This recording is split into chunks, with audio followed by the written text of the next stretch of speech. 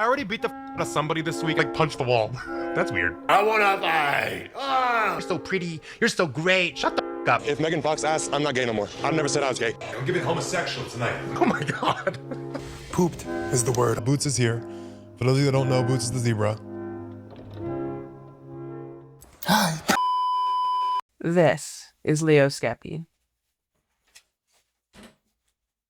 a prominent TikToker and podcaster, and my favorite gay man.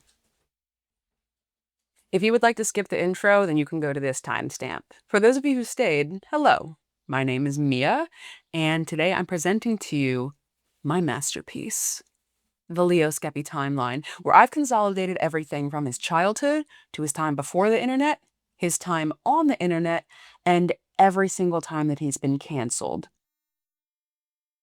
Quick disclaimer before we begin. Leo is a very intense person, and so he attracts a lot of very intense opinions about him on both sides of the scale. And anybody who knows me would probably tell you that I am on the intense positive side of this scale. But the point of this video is not to get you to come to the dark side. It's simply to present the information of what's happened. But I can't help it, I'm sorry. I will be including my own thoughts and opinions about a lot of things, especially the controversies. So if you don't like that and you don't want my bias, then you are free to leave. It's a free nation. Wow. So let's start where all good things do, at the beginning. In 1998, Leo Skepi is born March 7th to a Mr. Papa Skepi, who I have a very hyper-realistic image of. As you can see, Papa Skepi is Albanian. Mama Skepi, she is American, but she was raised by Papa Skepi's family when she was young, so she's essentially Albanian as well. Leo also has an older sister named Vaycay. And as you can see from the fact that she's wearing red lipstick, she is very attractive.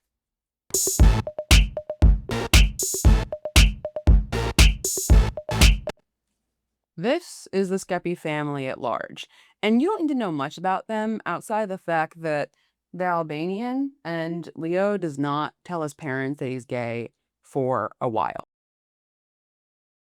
Now we're going to explore Leo's childhood. Now, Leo said that he was a very happy kid. Happy. However, in school, he got bullied very badly, seemingly for no reason at all. Sad. And this is what started to breed a feeling of powerlessness and defectiveness in Leo. And this feeling state is going to follow him from childhood to early adulthood and snowball. Bad. So in my early life, I was bullied very bad in school. Like insane bullying for no fucking reason. Like from preschool until high school. Like I was bullied so insanely fucking bad, and I'd never understood why. And that's something that people do not explain about bullying or even talk about, is when you're bullied so bad for no fucking reason, it makes you feel so defective. And he tried to get help, but to no avail. I would literally go home and like cry to my mom, please don't make me go back to school. Please do not make me go back to fucking school. And I would just fucking cry. And I hated it. I fucking hated school. I never wanted to go. And my mom went up to my school and like talked to my teachers. She talked to the principals. She talked to the deans. She talked to everyone. And no one would help me. Like no one would do anything. I was literally backed into a wall. Like I didn't know how to fix it, how to stop it. And my dad literally looked at me one day, and so did my mom. They were like, we've done everything we can. Fucking swing. Like start beating the fuck out of these kids and maybe they'll stop, because we've tried everything else. So that's what I did. Every single person who ever made fun of me or hurt me or did anything, I started beating the absolute fuck out of. And I'm proud I did it. Violence is the answer. Another core principle of Leo. Fast forward, Leo is 16 now, and we have another important player to introduce. This is Josh. I don't know what he looks like, so he has a question mark as a head, but the only physical descriptor we do get is that he's missing a couple fingers. This is Leo's stepdad. Josh is an important player, not only because he's Leo's stepdad, but he took it upon himself to prepare Leo for the world in the most extreme way you possibly could. The period of my life where he was in it, I went through an extreme level of torture, physical abuse, mental and psychological abuse. And it's a weird dynamic because I've never felt a sense of safety in my fucking life. Ever. Until I met Josh. He was the only thing I've ever feared in my life. And he's the only thing I think I will ever fear. Because he showed me what someone's capable of and some of the darkest things in the world. And he taught me a lot of it by doing it to me and putting me through situations to know how to handle them. His whole thing was like, I'm going to teach you and prepare you, but it was not like that. Josh's time with Leo is cut short as he unexpectedly passes away in a motorcycle accident, which of course took its toll not only because Leo lost his stepdad, but when you lose somebody who's abusing you, like there's almost this expectation that you're gonna feel safer once they're gone, but that's almost always not how it plays out. So being made aware and experiencing everything that he put me through and made me realize about the world and prepared me for was a lot, but I also had him as the safety to help me. And then when I lost him, I was just left to be in this world. He showed me truly how dangerous it is without him.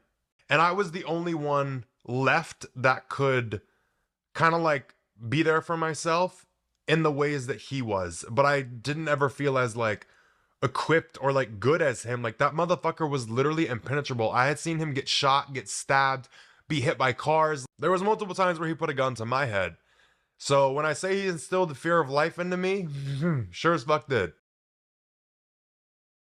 Another thing I forgot to mention is that money, which small dollar bill, can you see it? You can see it. Money is very important to teenage Skepi. And I was raised by my dad. He always told me if you don't have money, you have nothing. And basically instilled it into me that money will save you. Money is all that you will ever need. And that is your sense of safety and security. And this is what leads us to enter the sugar baby arc. I was going to like a nice hair salon, and the lady that would cut my hair would have people sit under the dryer and cut my hair. Like women, like rich women would like sit in the chair and I would get my hair cut and then we would like shoot.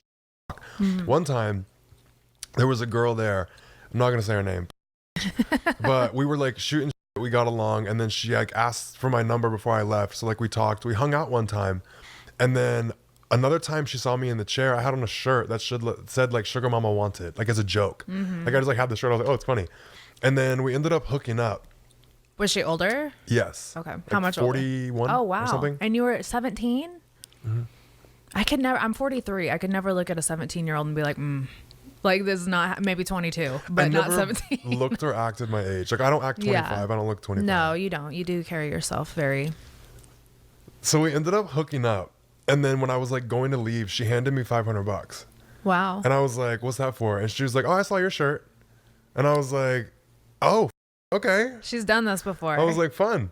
So I kept seeing her like a little bit. And then I was like, this could be a thing. Right. But then I realized like sugar mamas are harder to find than sugar daddies. So that's when I was like, I'll start exploring sugar daddies and men for money. And then we enter the world of sugar daddies. Put a pin in the sugar daddy thing, because that is going to revisit us very shortly. Leo is 18 now, just graduated high school, and he goes straight into nursing school. So from 18 to 21, he's in nursing school. And after he does that, he enters the working world as a nurse. Yeah, I was Okay. a registered nurse What? for like 2.5, almost 3 years. You're an RN? Yeah. Okay. Did you end up being a nurse? Or, okay. I worked as a nurse for like 2.5, almost 3 years. So when I'm 18, I joined nursing school. And the things that you see as a nurse will fuck you up. I don't understand why nurses are not paid more, but the psychological side of nursing is insane. All the things I saw as a nurse You have no clue. Like, it makes you very in touch with like humility, how fragile the human body is, and the fucked up shit that goes on in real life. Before we move forward, I believe now is a great time to take pause and reflect on where we've come thus far. It's time for a speedrun summary. So, little Leo, bullied all throughout childhood, feeling powerless and defective. That is still a relevant feeling state. The family life. I don't think I mentioned this, but Mama and Papa are separated. There's a lot of dysfunction in the family. At this point in time, he just lost Josh. He's still dealing with that. In terms of sexuality, he's still grappling with the fact that he's gay and likes men and is not out to his family yet. I think his sister knows, but other than that, no. He's a working adult, poor. He's a nurse, taking care of people dying every single day. And so I know what you're thinking. Now would be a really convenient time for somebody to come into Leo's life and make it 10 times worse. Which is a great segue to the main antagonist of this story. This individual is Leo's one and only ex-boyfriend. Now, Leo takes a lot of care to never reveal the identity of this person, so I don't know what he looks like. I have a guess as to who he is, but whenever Leo's telling stories about this guy, the character who comes to mind and who, for the purpose of this video, will be acting as the placeholder of Leo's ex is Jabba the Hutt. This is a appropriate representation, I think. Remember how I told you to keep a pin in that sugar daddy thing? Well, it's relevant again because Jabba is very rich. Him and Leo meet on a sugar baby website, actually. Leo is 21, Jabba is 40, okay? And all this money, all this lavishness that Leo's been looking for,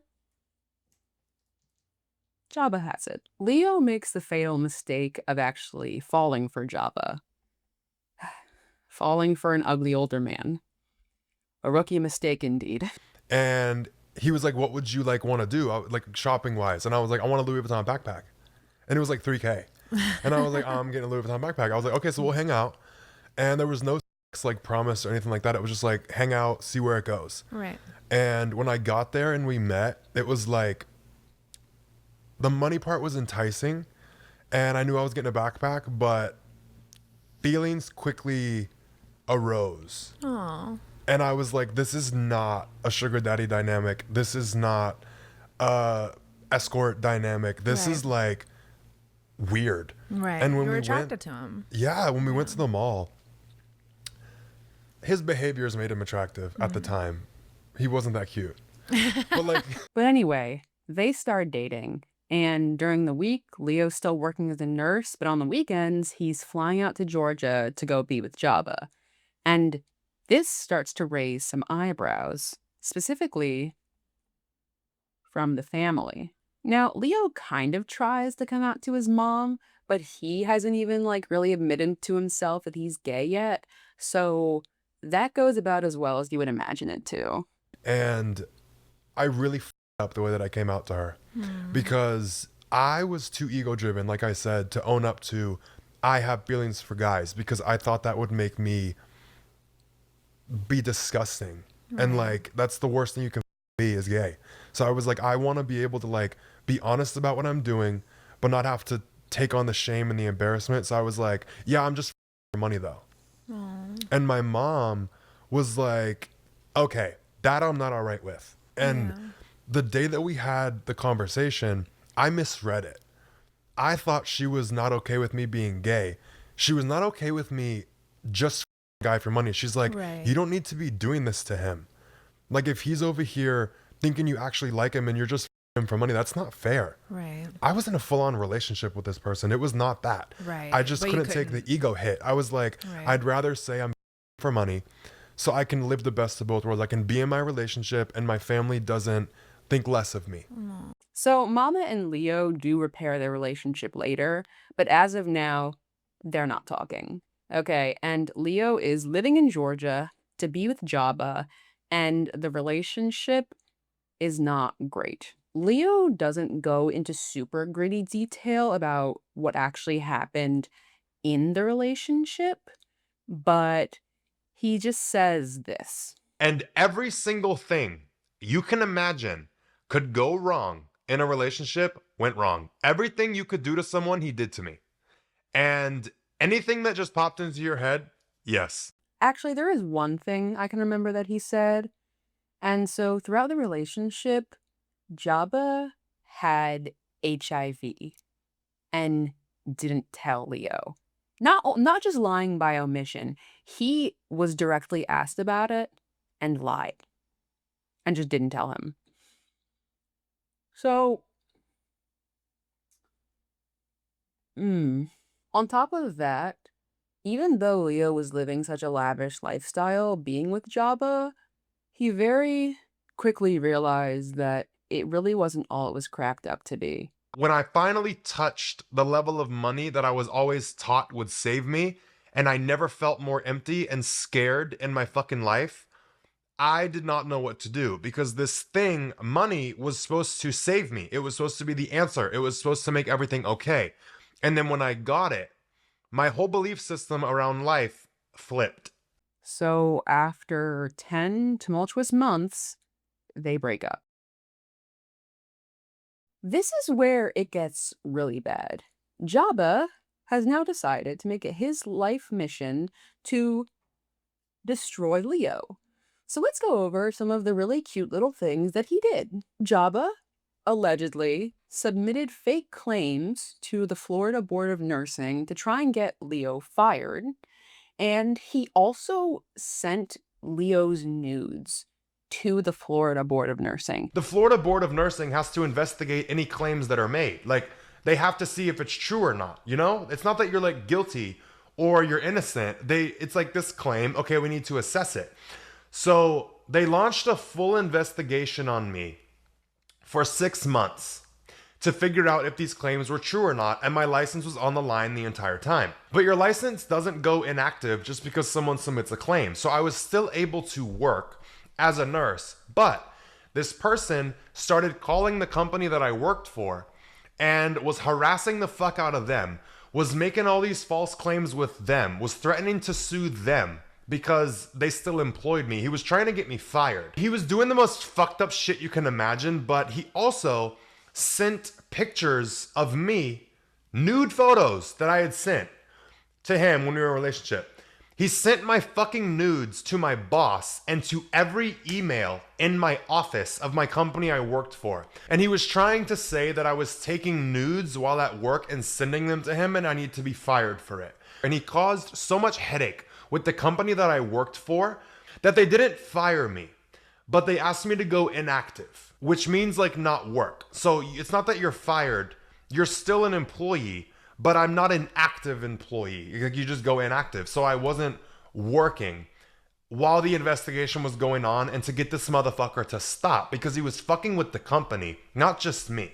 And there was so much more happening than just this, but I was so excited because I was in contact with attorneys. I was in contact with the fucking police many times because of the extent of the harassment I was under, but everything was dismissed because it was like just under the law. Like nothing broke the law. So I was finally like, yes, finally you do something where I can get your fucking ass arrested, you little bitch. So I was excited that he finally sent my nudes because I was like, now you're getting arrested, you punk fuck.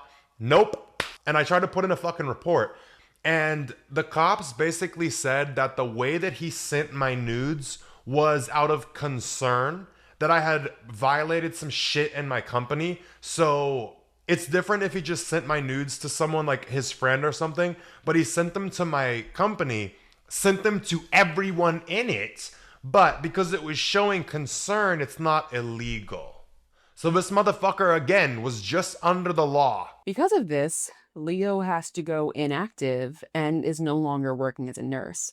And he's not able to get a job anywhere else because Jabba, the bitch, buys leoskepi.com and makes it a website filled with embarrassing content of Leo. I'm assuming more nudes. I don't know. He doesn't say. But so whenever an employer looking to hire Leo looks up Leo Skepi, that's what they find. And at this point, Leo's living back with his dad, and it's kind of hard to explain why his life is being destroyed at the moment. So he kind of comes out to his dad and is kind of vague about how he reacts to him coming out. Basically, his dad is just like, okay, it is what it is. I'll help how I can. Oh, and Leo's also in court right now. Jabba took him to court, which is not only super expensive, obviously, and Leo has no job, so no money, but he also gets to learn how corrupt the justice system is, which is great. So he's going to attorneys, he's going to therapists, he's trying to get help in every avenue possible. And just like what happened when he was getting bullied and went to school, nobody could help him. People literally looked me in my fucking face and said, I don't know what to tell you. I'm sorry. I can't help you. You know how many times I had to hear that before I just said, fuck it, and stopped going to see people and stopped asking for help? I'm not the type to ask for help, never have been. But I was put in a position where I finally had to, and I couldn't get it. You want to talk about hopelessness? There it is. So we got compounding factors here. Not only is Leo going through a breakup, and a gay breakup at that, so like plus 100 toxic points, but somebody with a lot more money and a lot more power is just trying everything to absolutely destroy his life. Leo's reputation is ruined, his career is ruined, and at this point, he feels like the potential for his life is ruined. So there's only one logical next step. It's time to get lit. Smoking, drinking, any form of substance abuse, any form of escapism, he's on it. But in all seriousness, he's coping with the situation he's in. And that everlasting feeling of powerlessness and defectiveness is at an all-time high right now. So much so that he's desperate for help from anyone. Like, I was literally praying to God, it didn't work. I prayed to the universe, it didn't work. I prayed to the fucking devil to help me. Take anything you fucking want. Nothing came. Nothing happened. Y'all ask why I'm not religious? That's why. But he has to reel in the partying because, again, he's in court and he has to represent himself because he can't afford any other option. And while he's in court, he starts posting on TikTok for the first time. Not under Leo Skepi, but under the handle Not Leo for legal reasons, just making fun of the whole process. And this is when he gets his first taste of the internet. This entire era of hopelessness that Leo finds himself in, I'm coining as the abyss. And with seemingly no light at the end of the tunnel, Leo concocts a plan. And I made a plan for what it was going to cost for ruining my life. I was going to get my fucking get back on every single person who has ever fucking hurt me. Like I said, the Albanian came out. So I was very logical and very calculated about my plan for how I was going to go about a mass fucking murder spree and then to follow it off. Because I'm not getting away with it. The amount of people I was going to get, there was no getting away with it. There was a paper trail. There was too much shit going on. And I was looking at it like my life is already over. So let's make it worth something. If you're going to try and fuck up my life, if you're going to take away my life, you're going to pay the cost. And it's going to cost you yours and every single thing you love in this fucking world. So my plan was I was going to mutilate my ex. I was going to cut his arms and legs off at the elbows because I still wanted to have some nubs. Arms and legs at the knees and elbows. I didn't want to turn him into a full nugget. I wanted to just mutilate the fuck out of him. The way shit was, I felt good about that. I feel like that's fair. And then I was going to take away everything he ever loved. So anyone that he cared about, I was going to kill them. And then any pet he had, any pet that he knew, or anything that brought him joy, I was going to take it. And then I had a long list of all the people from my past, from high school, and all of my bullies that I had, and just people that really pissed me off. Like this one lady in nursing school was just a raging fucking cunt. So I was going to take her out too before I went. I concocted this full plan of how I was going to get justification for my life actually being over. But I was going to mutilate my ex first because I wanted him to live. I know how to mutilate someone and keep them alive. I wanted to keep him alive. But basically, I wanted to keep my ex alive. I didn't want to kill him. Death is too easy. I wanted him to suffer. I wanted all of the pain I was feeling to be transferred to him. I wanted him to feel the powerlessness, the hopelessness, the dread, the despair, and the fucking loneliness that I felt. Because when you're going through shit like this, there's no one to fucking relate to. I couldn't talk to nobody about this shit. Nobody got it. Nobody could relate to me. I couldn't go nowhere. I felt so fucking alone, like more alone than I've ever felt in my life. And I wanted to transfer that to him because he fucking caused that shit. There was a lot from my past that he didn't cause, but he just caused so much of it. I was like, I'm gonna throw it all on you, you little shit. 2 days after making this plan, he came up with the idea for his app called Positive Focus. So we're going to take a pause in the storytelling for a second and just talk about this clip because, as you can imagine, it sparked a ton of controversy and a lot of people had stuff to say about it. So I'm going to include those reactions here, the main one being from a creator named Brittany. Now, I don't know much about this creator, but she's like the first person who really started reacting to Leo's plan. So here it is.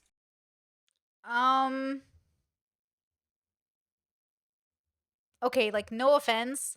Like I've been raped and I don't even want that to happen to my rape. So like what are we talking about here? What did your ex do? Like what can you just take this to the cops and be like, "Hey, my ex is making threats about me." Like could you imagine a guy getting online and saying this girl fucked me over, she cheated on me, and all I want to do is like, I don't know, I want to like destroy her life, like rape her and cut off her limbs and kill her dog. Like you know what I mean? Like what are we talking about here? Like if this was anyone else in any other situation, like this is just not appropriate. Like this is incredibly inappropriate. And I'm not hearing enough regret from him yet. Like again, where is his like caveat? Does he need to be accountable for the thoughts he had? He needs to be accountable for the plan he made from himself. It's not that he had thoughts. He had a plan. He had a plan that he still joked about wanting to do now. He had a plan.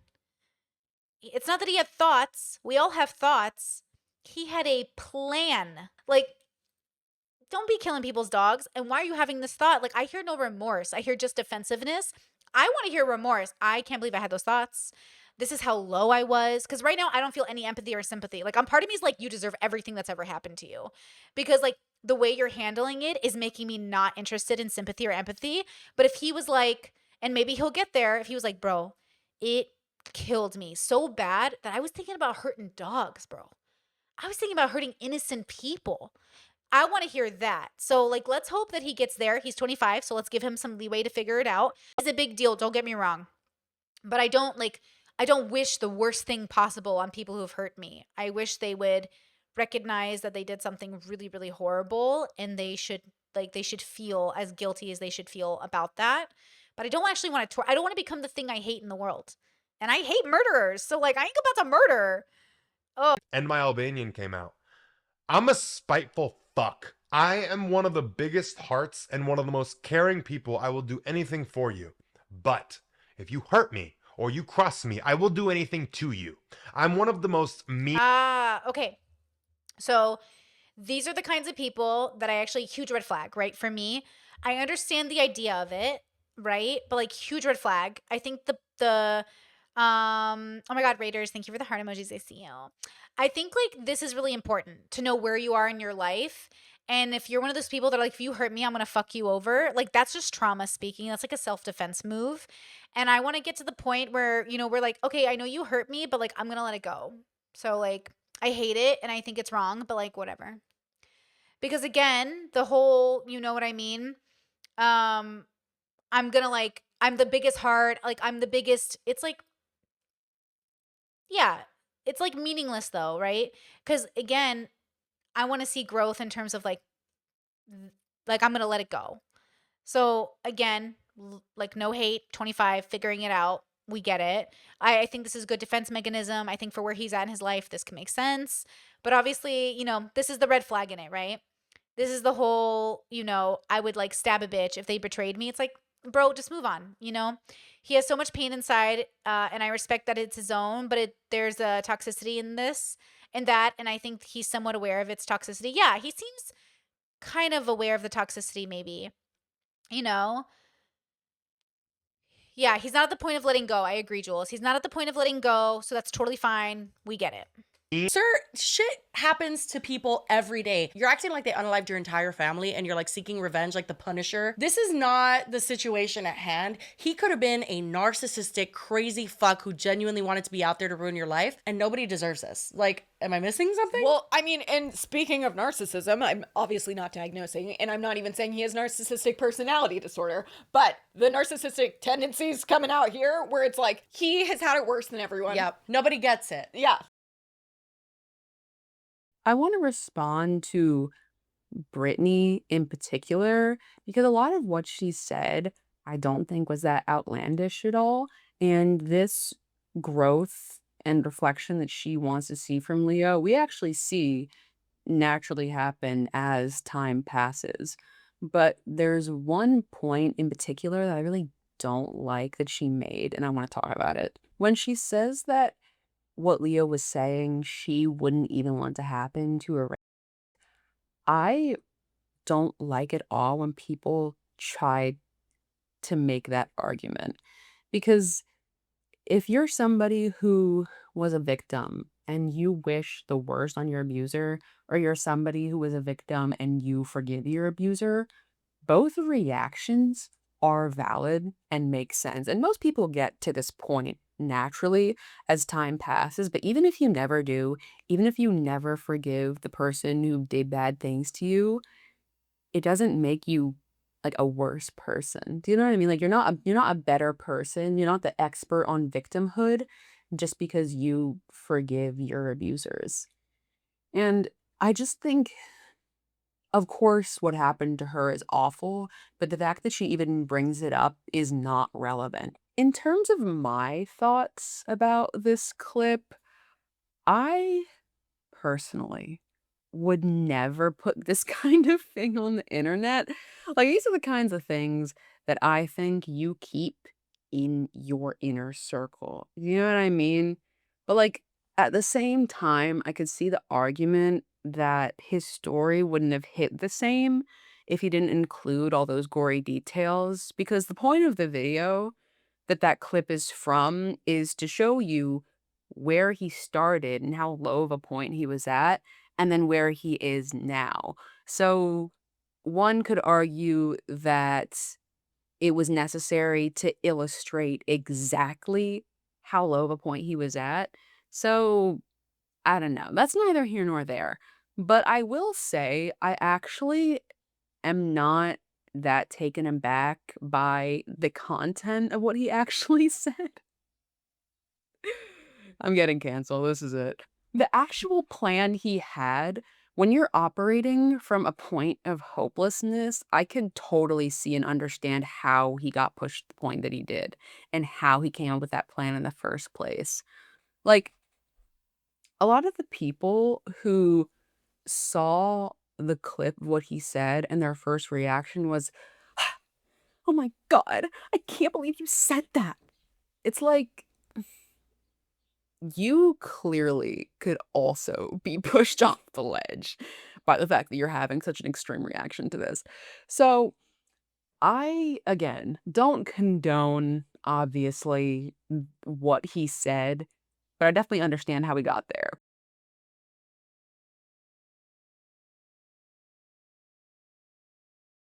So now we're going to jump back into the actual story.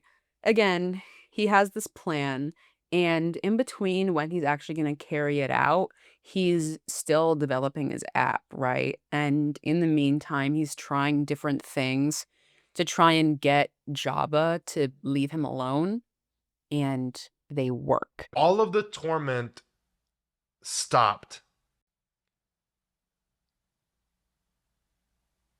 Oh.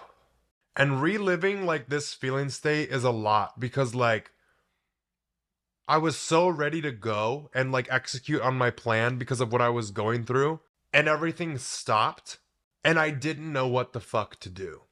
My plan was no longer going to have to be executed. I was no longer going to have to die. So I was just so like, what the fuck? Like, literally, what the hell just happened? I literally had it all figured out.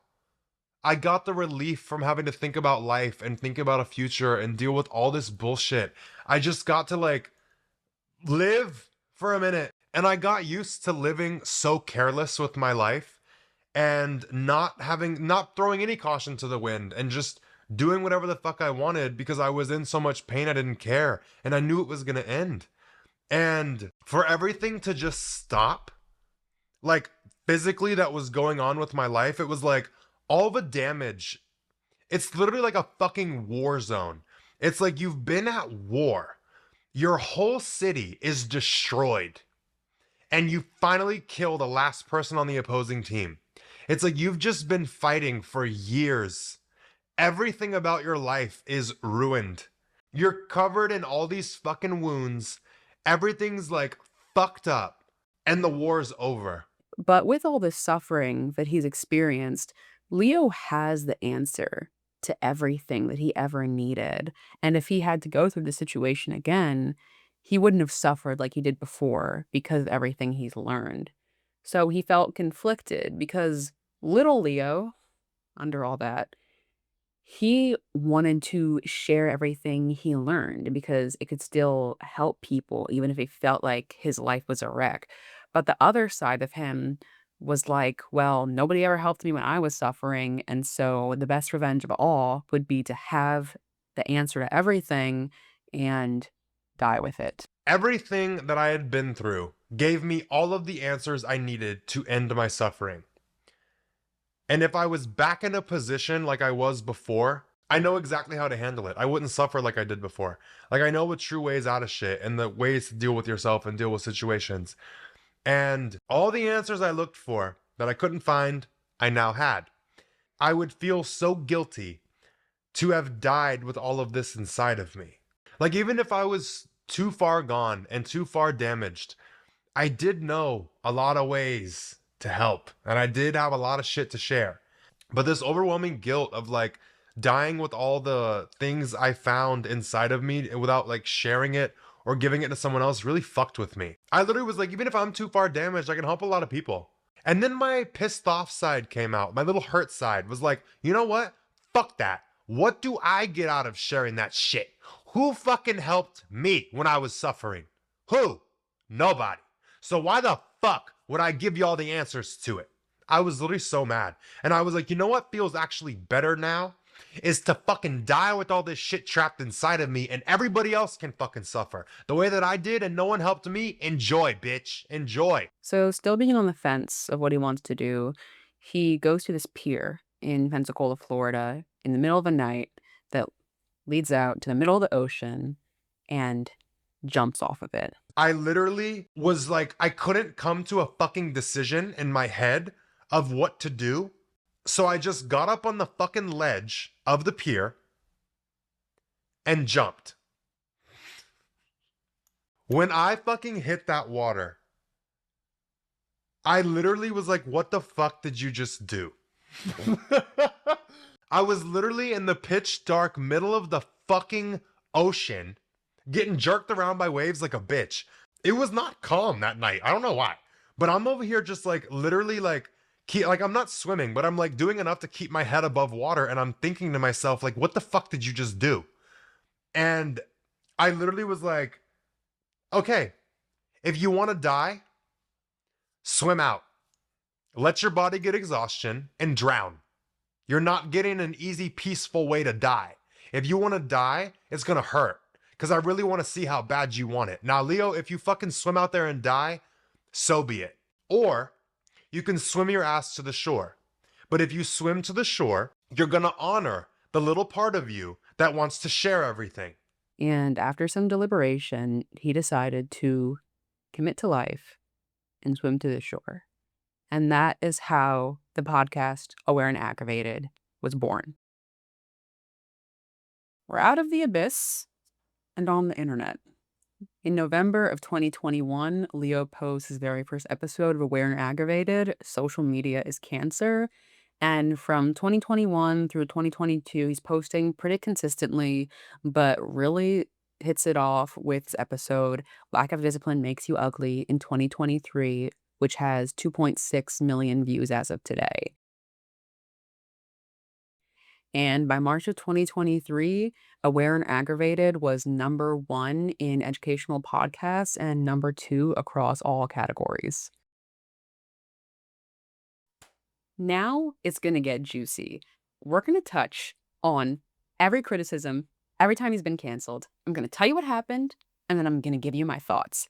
But first, we're going to start with some more general criticisms that he gets or things that he said that don't really have a set point on the timeline. And then we're going to get into like the juicy meat of it all.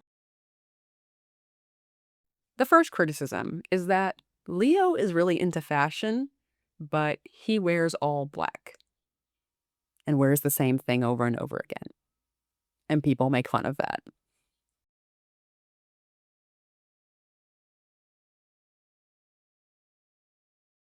I'm talking about this one first because I just think it's funny because it's not that deep and fashion is just literally subjective.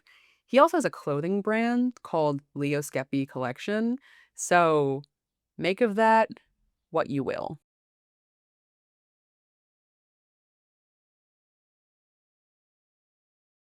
I also am not going to have much to say about this one either, but there's a big wave of criticism towards him for being a self-help influencer, but being so angry and aggressive and violent. And I knew I was not the fucking problem. Do you genuinely have something wrong with you? Fuck you.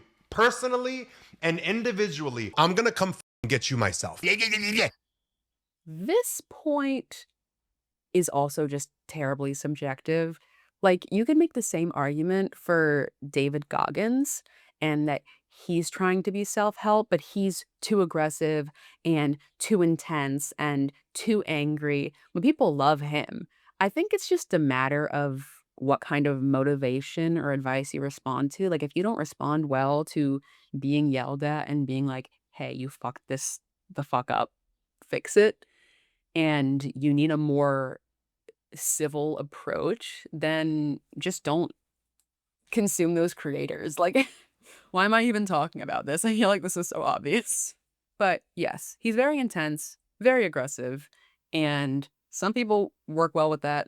Some people don't. Again, this is purely a preference thing. If you don't like him because of that, then fine. And you do like him because of that, then fine. So, if I hadn't made it clear enough, Leo is gay. But he's not. Don't fucking comment no shit to me, Happy Pride. I'm not fucking happy. I don't like that shit. No, not Happy Pride. Unhappy Pride. Do not loop me and Boots, no matter how gay he fucking is, into that crowd. No. Hello.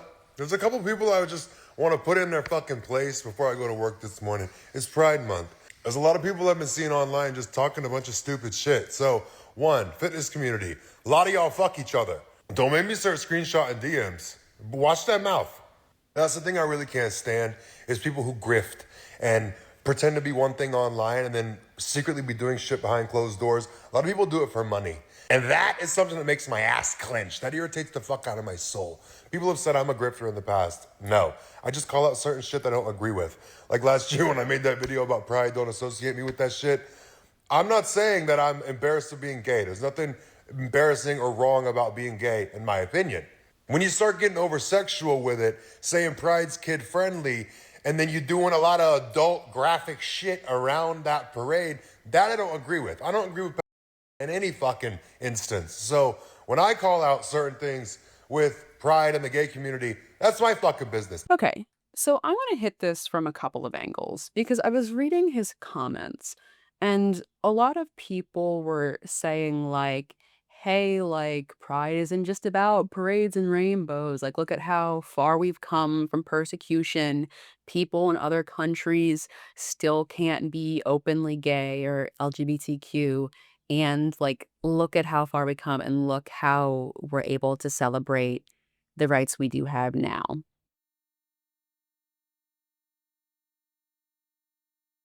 And part of me is like, I totally understand that. And what Leo was saying I don't think was that deep, but also it was that deep. Do you know what I mean? Like, he's a public figure, so I can totally see people coming to his page and being like, "Oh, he's one of the good ones." But then it's also like, well, in any community, there are always those ones. And unfortunately, those ones, you know who I'm talking about. Those ones tend to encapsulate the whole of the community. And I think particularly in the influencer space and on social media, a lot of those ones in terms of the LGBTQ community is who people see. And so part of me is like, I don't think now is the time for more division within any community and being like, well, don't loop me in with those ones. But at the same time, there are some of those ones who I don't want to be looped in with either. And I'm not talking about like, "Ah, you have blue hair and pronouns. Oh my God, I can't handle it." But let's not act like there are people who do weird shit at Pride. Skepi coming on here and said, "Don't happy pride me. Don't associate me or Boots in y'all's bullshit, okay?" I wasn't gonna jump on the bandwagon. Everybody's talking about Leo Skepi, but I fucked with him, but he won me over with that one. And you guys still think we're crazy, right? You guys still think I'm crazy for coming on here and saying what I say, babe. The silent majority do not fuck with pride anymore. The what it's become, right? It's the extreme left that has hijacked it, and the movement, as we all know, that was once a movement for equality, is now a movement for privilege and degeneracy. All right, Leo, I love it. I love you. Love you guys. I'll see you in the next one. Like, like you can't just be a whore and then be like, well, I'm gay, so it's okay. Hello, this is editing Mia. I have something else that I want to add. Um, I see so much shit from the gay community towards Leo for being like the token straight gay and how he's coping with his gayness and clearly insecure because he's overly masculine and compensating for something. And it's just, why are we implying that gay men can't be super masculine? Why are you allowed to identify as a toaster strudel, but the moment a gay man comes along and he doesn't fit into your neat little marketable box, there's a problem? That was a bit of a rant, and it didn't really have a conclusion because I understand what he's saying, and then I also understand what people are saying against him. And it's like, where's the line of the level of responsibility you have to have with what you're saying as an influencer? So I'm just going to leave that there, and you can make your own thoughts about it. The next set of backlash he got was for saying that he's a supporter of Teal Swan. Who was very influential to me and helped me a lot was Teal Swan. I love that bitch to death. I don't give a fuck what people say about her. I don't care if she is a cult leader or not. Consider me in the cult, bitch. If you don't know who Teal Swan is, she is a spiritual influencer, reading auras, third eyes, divine feminine, divine masculine, kind of witchy, I guess, almost. I'm sorry, I don't know the correct word for it. And I'm not an avid consumer of her content or anything, but from what I do understand, people don't really like her because they feel that she leads people astray because she has some videos about sensitive topics like what I don't like is that people completely write her off or say she's a cult leader because of her spiritual beliefs. Because I don't think it's fair to label somebody as crazy because they believe that the world works in a different way than you do in terms of spirituality. Like, I would never walk up to a Christian and be like, well, you believe a dead guy came back to life, and that's crazy. So you're crazy. So your belief is crazy, and you're in a cult. Granted, I have my own thoughts of organized religion as a whole, but the point is, I don't think it's fair to be like, well, you're crazy because you believe this. I will say that some of the things in her videos that I have watched are actually helpful. My problem comes from the fact that a lot of things she says would be so much more beneficial if she kept it more objective and also, like, advertised herself less. Like, in almost every single one of her videos, she's like, "Well, you can watch this video next," or "You should look at this program," or "this book," or "Talk to these coaches who I personally trained." Because now I'm like, well, you had me before, but you've definitely lost me now. So again, I'm not labeling Teal Swan as a good or bad person, but people don't like her, and people don't like that Leo likes her. This next statement from Leo is something that I hard disagree with. People who have stepchildren. Your stepchildren should never feel equal to your actual biological children if you have a mixed household. Like if you meet somebody and they have kids and then you have kids and you come into that relationship and you have stepkids and your actual like real kids from a different person or not. Your stepchild should never be equal to your biological child. I don't give a flying fuck what anybody has to say about that.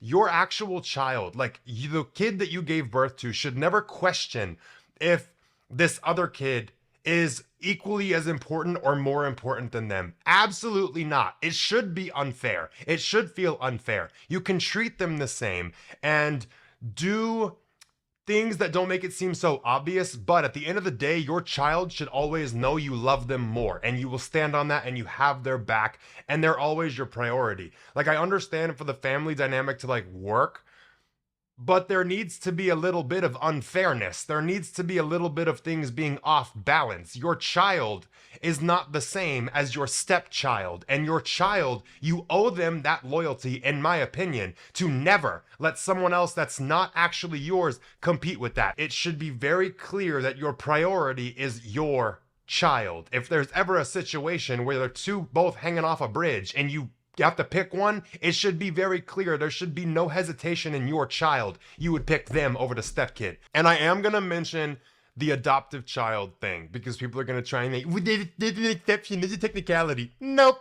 If you adopt a child and you also have biological children, that is a situation where you absolutely, from the outside, make everybody seem equal.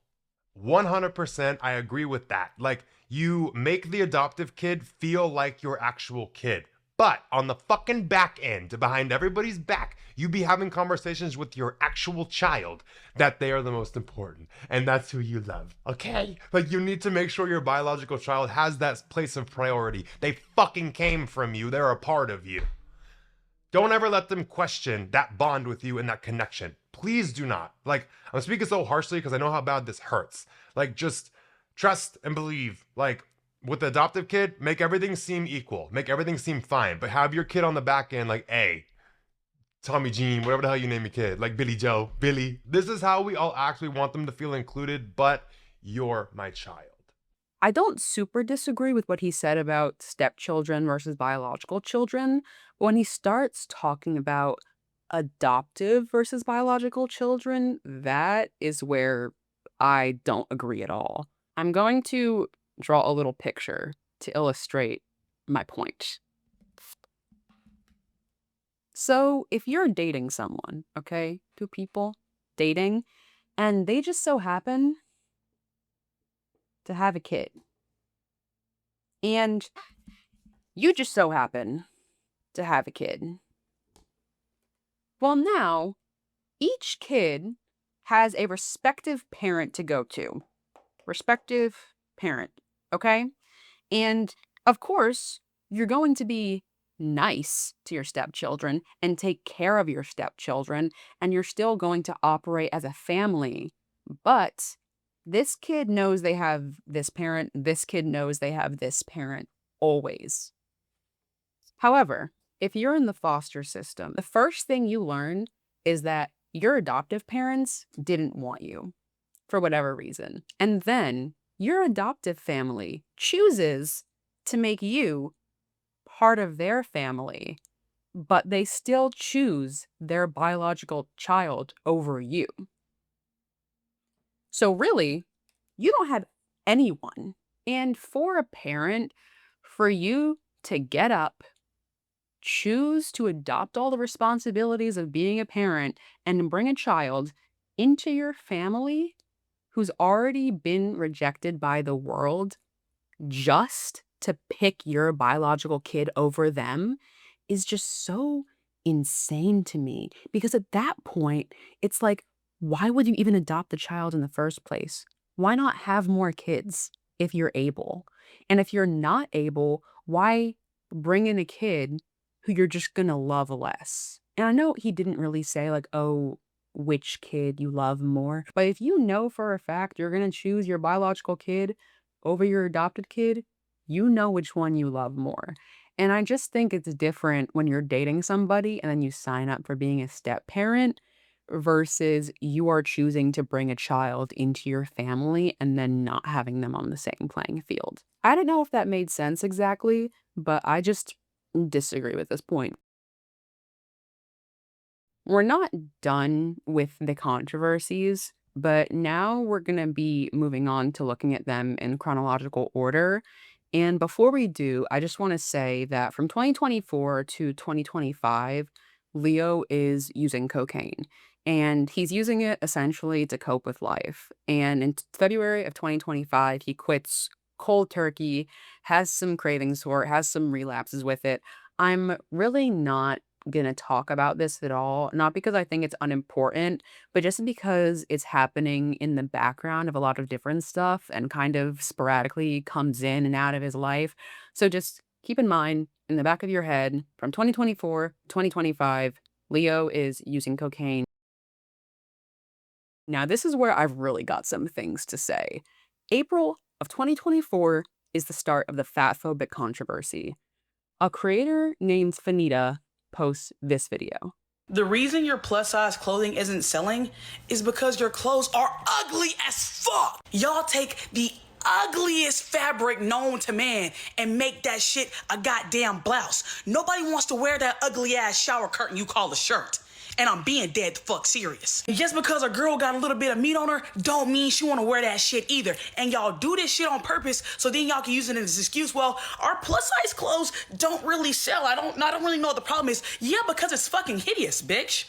If I'm gonna keep it a stack. Radical idea, but if you made the same clothes that you made for straight sizes and plus sizes, I don't know, maybe that revenue would be a little bit stronger.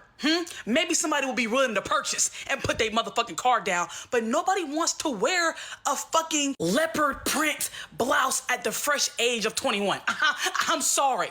Don't nobody want to have on zebra print and tropical island prints. And that's why you sustainable clothing bitches can kiss the crack of my black ass. And that's why I'll never in my life talk down on Fashion Nova, because when I was a big body Benz, please don't crash, they held me down. Y'all can say what y'all want about fast fashion. They hold the big girls down, but y'all skinny bitches don't give a fuck because it don't concern you. You can walk into any store and get anything you fucking want, and you don't give a fuck. Let me just go down to my local Goodwill and try to find some vintage Chanel in a 3X. Do y'all hear yourselves? Truly, if you wear a size 2, don't say shit to me about sustainable clothing. No shade. Well, all shade, actually. And shortly after, Leo says this in response. A brand not making your size in something does not give you grounds to talk shit and degrade the brand. Brands are allowed to want a certain look and image with their products. They are allowed to make things for the people they want to make them for.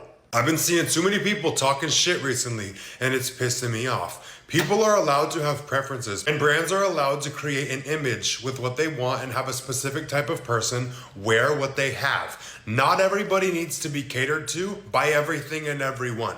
And this is a lesson I had to learn when I was fucking fat. I used to think clothes just weren't flattering.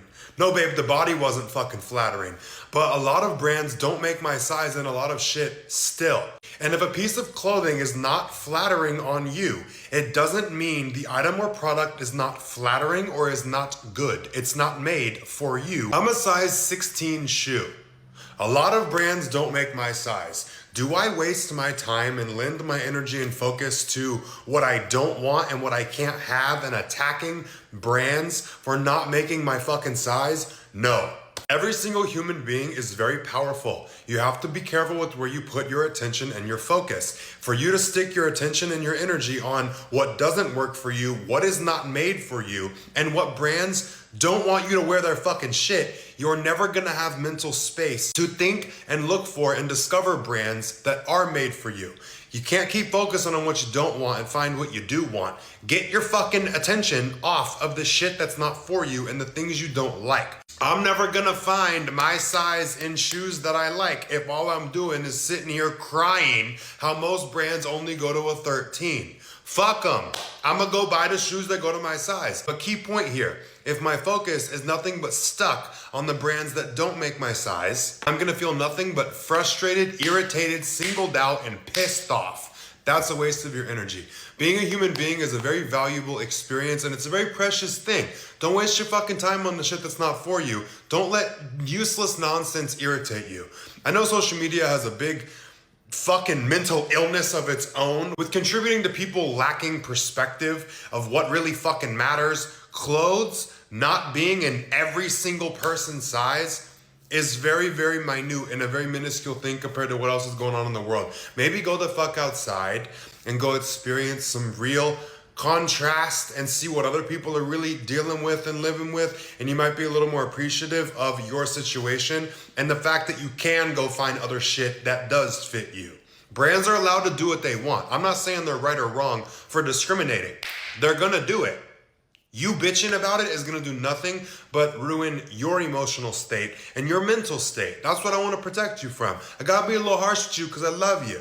But get your fucking focus off the shit that ain't for you so you can find what is. My first problem comes from the fact that, in my opinion, Fanita and Leo are talking about two completely different things. Granted, they're in the same sphere of topic, but what they're saying is different. So Fanita is saying that if there's a brand and they have a straight size section and a plus size section, and the straight size clothes are really cute and the plus size clothes are egregious, why not just make the straight size clothes bigger? And I totally agree. And I think it's weird to have like a divide any other way. But I think what Leo is saying is that brands are not obligated to cater to every single different kind of body shape. And he talks about how he wears a size 13 shoe. And, that's so off from the average that most brands don't carry that size, which I also agree with. And I think if you're a brand who markets yourself as plus size, for example, or markets yourself as having plus size options, obviously you should carry plus size options. But if you're a brand and you never claimed to include plus size stuff, like what's that one shop where everything's the same size? Like Brandy Melville or something? Like Brandy Melville is not obligated to have plus size options. Granted, I think there's a lot of other stuff wrong with Brandy Melville, but you get the point. So Leo's video gets a ton of backlash. I'm just going to include all of the clips of what people had to say. Just like a little confused that you have associated yourself around, I know a lot of people that would hear this take and be like, no, boo, weird. So I just kind of think it's weird that you are inserting yourself into a conversation that has absolutely nothing to do with you, honey. And your fat phobia is showing. It's showing. And it's weird. I think it's weird. I almost went up to you at the Savage Fenty party last year because I enjoyed your content and I was going to say hi. And something told me not to. The energy told me not to. And honestly, I'm really glad I listened to that energy because this is not cute. And normally I wouldn't make a video like this. I'm just sitting on my couch, watching Nailed It, editing some videos, just being a fat bitch. But I just think it's weird. I think that this take is just so weird. I'm baffled, honestly. I mean, what would you know about not fitting into clothes or having clothes that fit you? Is that something that you've struggled with or that you struggle with? No, I was like waiting for you to say something, but I don't think I'm gonna hear you say something about that because that's not something that you would know anything about.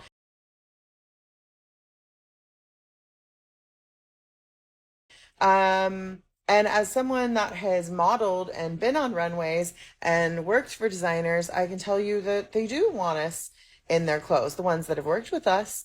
And yeah, maybe not everybody in the world kisses our fat asses, but there are designers that work with us. So, yeah, I don't know what else to say because everything else is going to sound mean and I don't want to be like you. But ew. Ew. Look, we're gonna make it quick.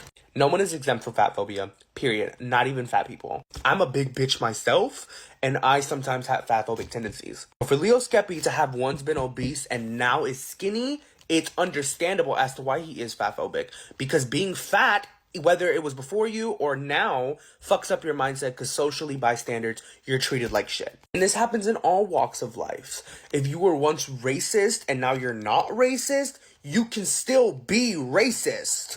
I'm tired of seeing your face all over my For You page, but I want to chime in also. My turn! You mentioned later in this video that you used to be fat. And you say that clothes looked bad on your body because your body looked bad. You use derogatory terms to speak about your past self and give the word fat a negative connotation as if it's a bad thing. Hey! I want to talk to y'all about something important and topical, and then we're not going to talk about it anymore after this. First things first. If y'all see something happen on this app that you know for a fucking fact I have spoken out against and I genuinely do not support and never fucking have, there's absolutely no reason for you to ask what my thoughts are on it. You should fucking know what my thoughts are on it. That's one. Two, the subject of fat phobia is constantly discussed on this app, a lot of times in a way that is unhelpful and unproductive. A lot of times in ways that is disguised as motivation, but is actually just bigotry. And by that I mean this. Fat phobia goes far beyond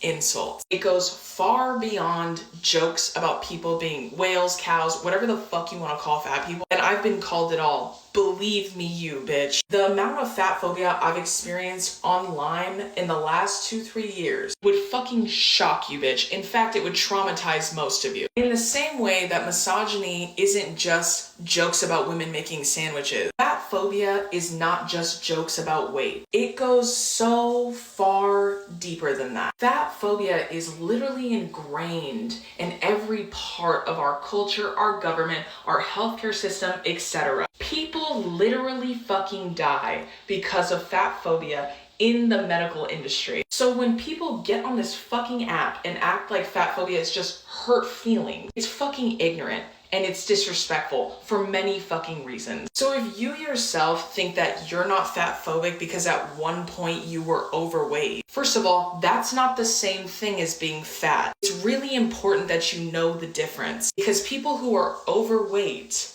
and people who are fat and live as a fat person have a much different life experience than you. So you cannot speak on something that you personally have never fucking experienced. And past that, if you don't think you're fat phobic, but you're upholding fat phobic rhetoric, guess what, bitch? You're fucking fat phobic.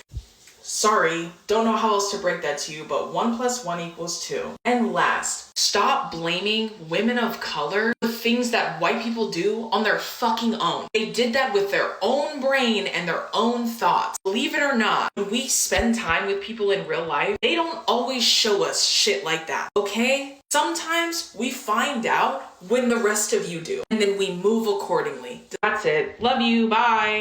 If a brand not making my size doesn't give me grounds to talk shit or degrade them, then why am I still in their mission statement? Why do they call themselves size inclusive, even though they stop at an XXL?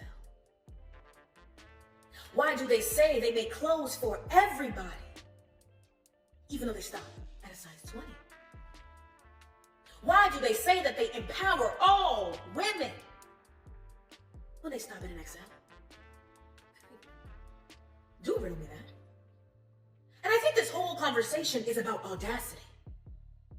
But you seem to have more of a problem with my audacity as a fat person than brands' audacities to take our confidence, our joy, and use it to sell mediums and larges.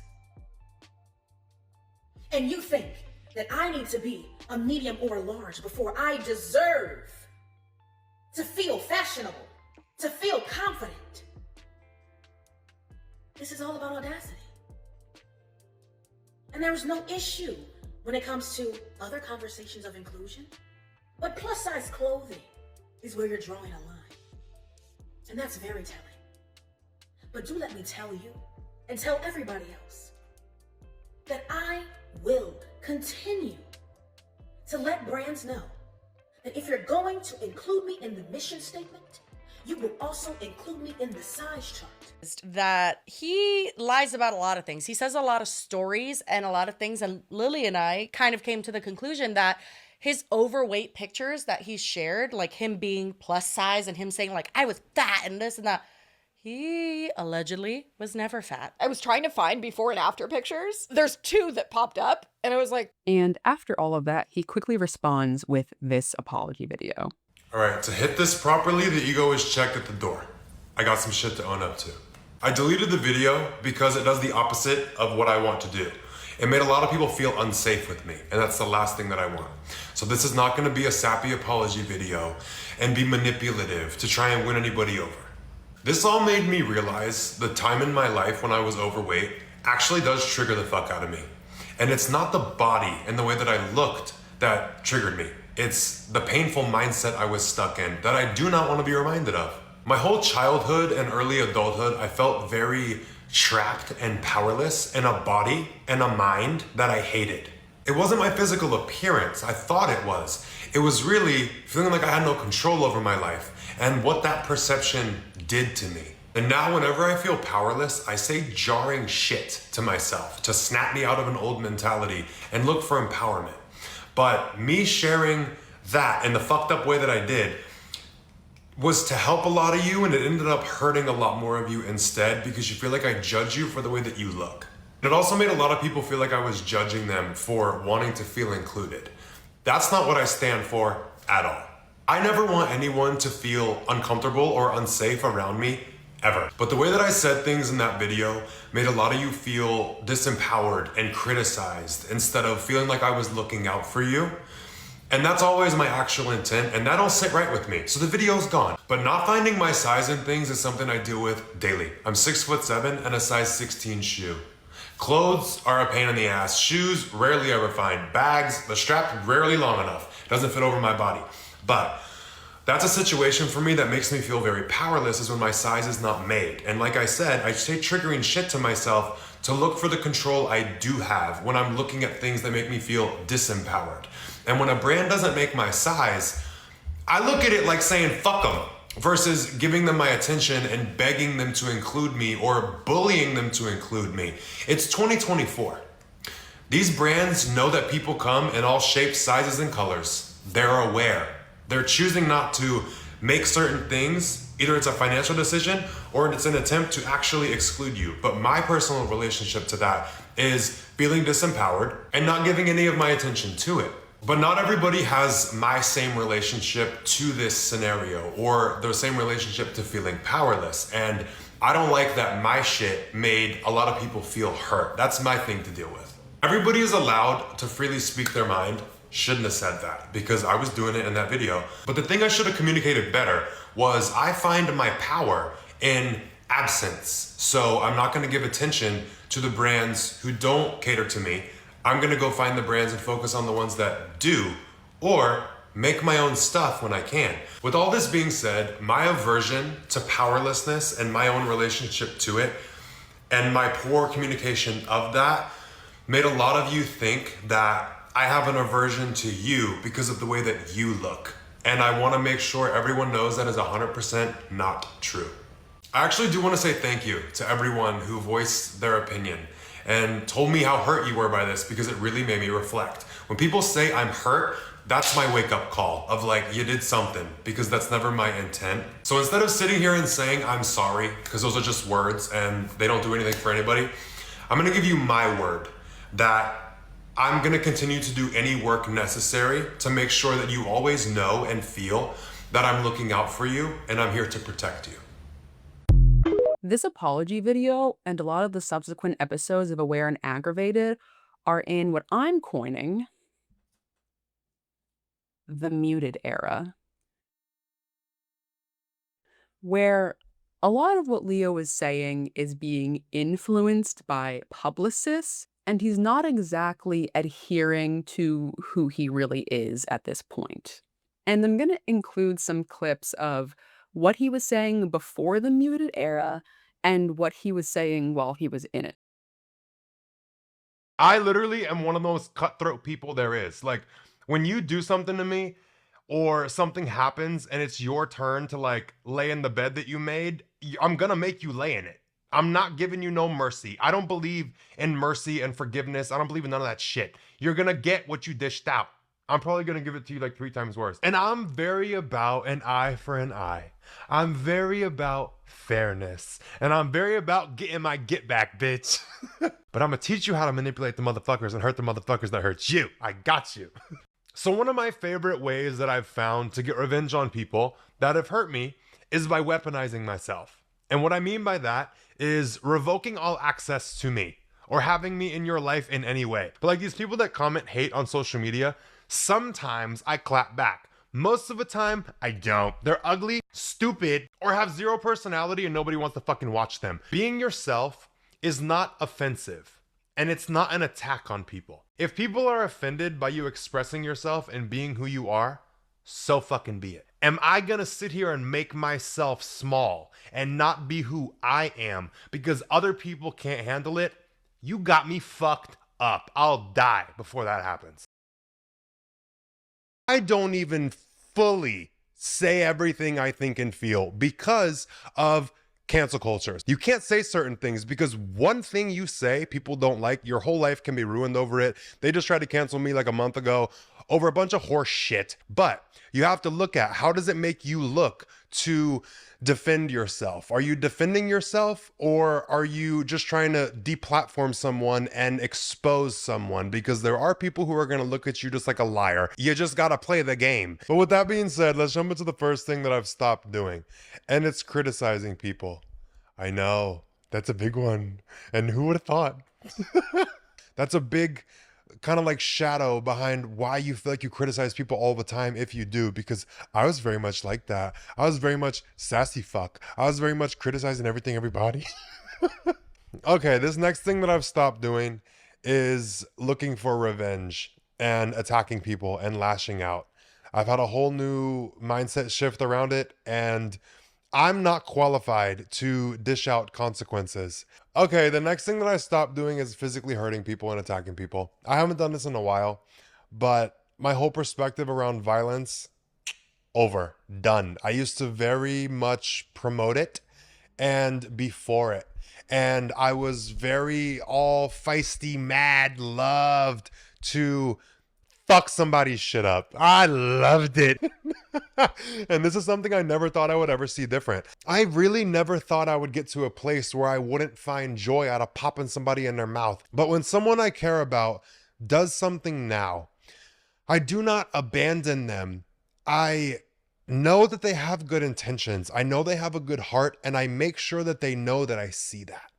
Because that is the most insane gift you can give somebody, is to see them do something bad or do something wrong and still remind them and let them know that you see their heart and you see their intention. This cancellation caused Leo to lose 300,000 subscribers and I believe $250,000 in opportunities and deals. But this is something that nobody knew behind the scenes. There were a few creators on TikTok and online who I was friends with personally and publicly online. When the whole cancellation went on, 300,000 people unfollowed me and made videos dogging the hell out of me.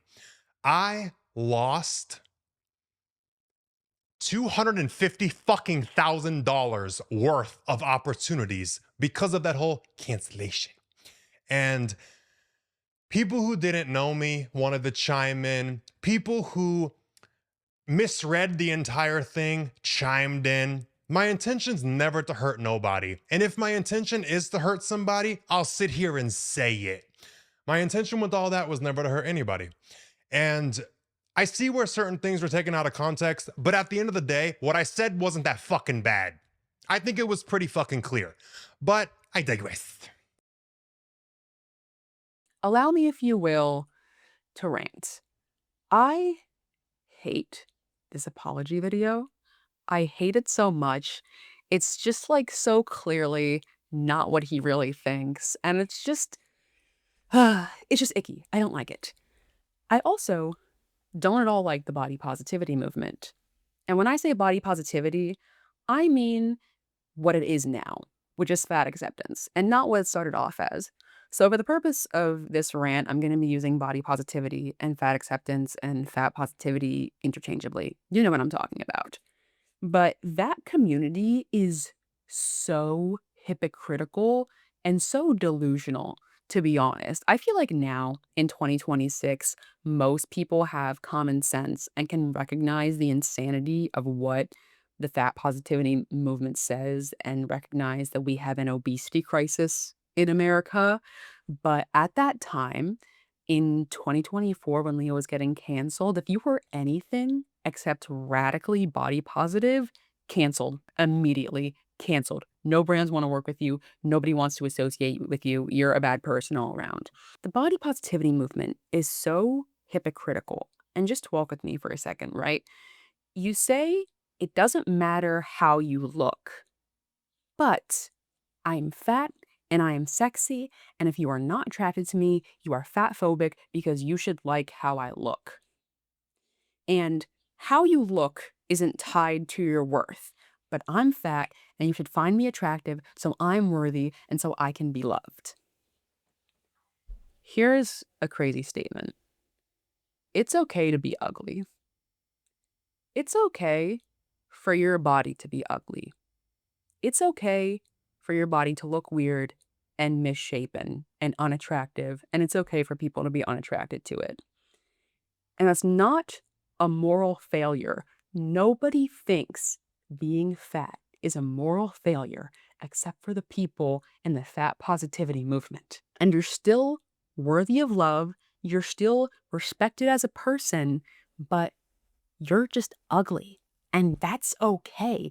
Guys, it's okay to be ugly. Oh my God. It's so backwards because they say there's nothing wrong with being fat, not because you're still a 3D person with thoughts and you still deserve love, but because, well, you're fat. And because you're fat, you're sexy. And because you're sexy, you deserve all the good things. Like that's the most shallow take to have. Like, and another thing, which is very unrelated, but there's so much resentment in the body positivity movement towards skinny people because they look at them and they're like, well, you can eat 3 cheeseburgers and 2 pizzas and lose 2 pounds, and I just sniff a cupcake and then gain 300. And it's like, no, that's not how it works. Nobody's bending the laws of thermodynamics and they can just eat whatever they want and magically stay skinny and they just have the fastest metabolism in the world. Like it doesn't work like that. It's calories in versus calories out, and it's that simple. It is not that easy, but it is that simple. It's because you're cooking in too much oil, you're not moving around enough, you're eating when you're dehydrated, you're using too much sauce, you're not tracking your calories and just going willy-nilly and assuming it's okay.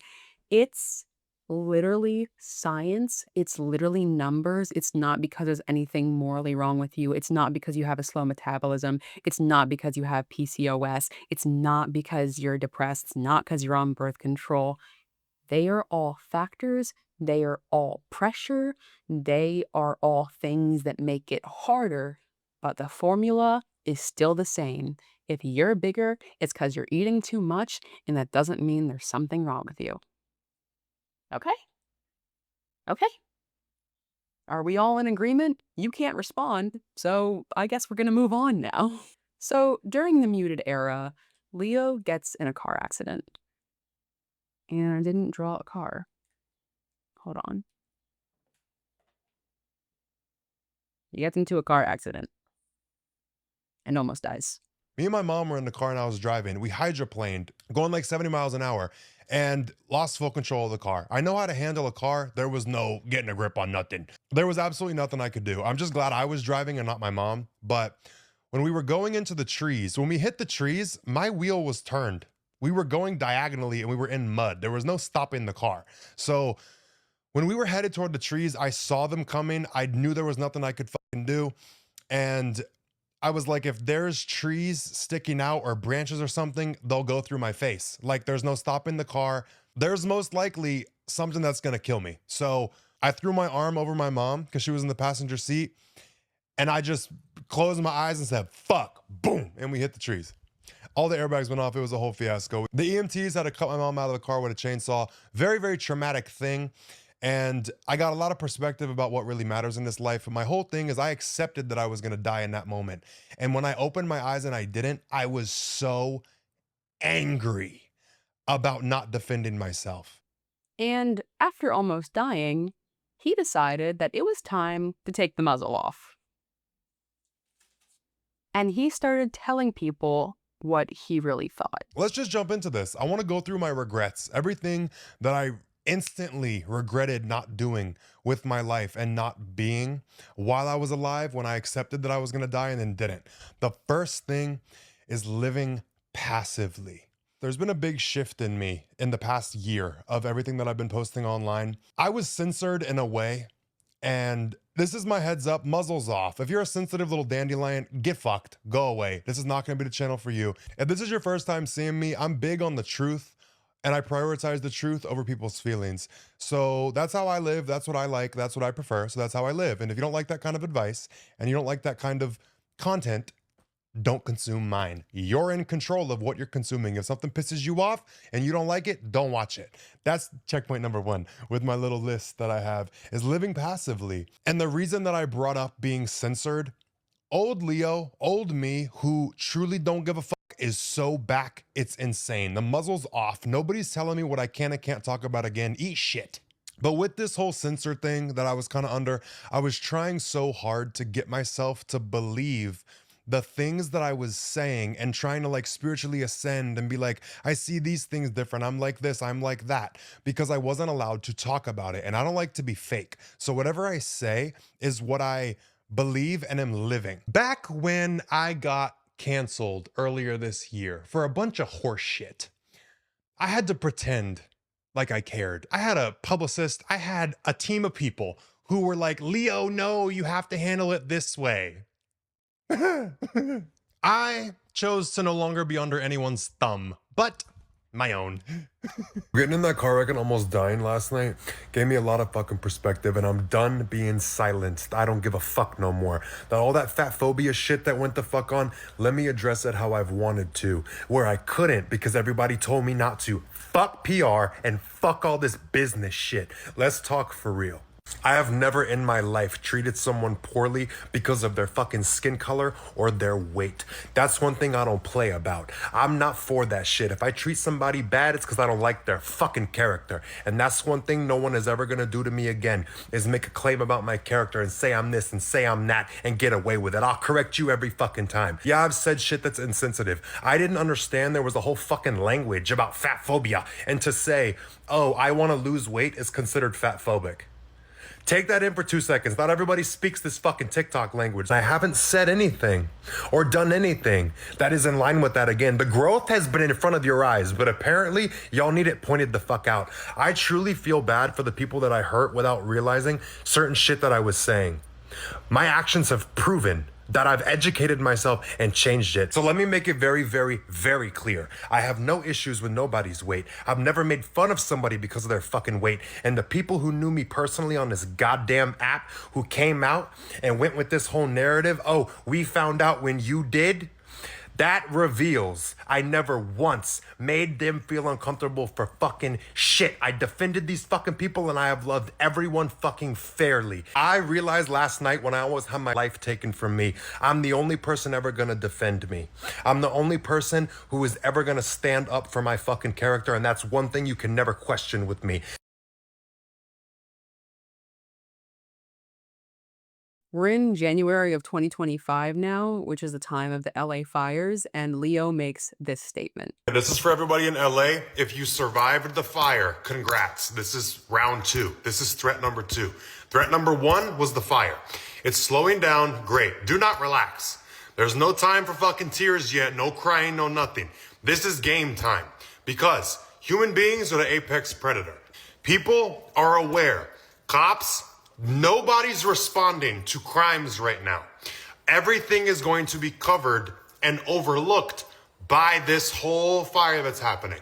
People are already breaking into businesses, breaking into houses, harming other people, unaliving other people, because nobody's gonna fucking take the time. There's too much happening for people to look at. Oh, this person's not breathing no more. Was it a red rum or was it the devastation? There's too many things to be focused on.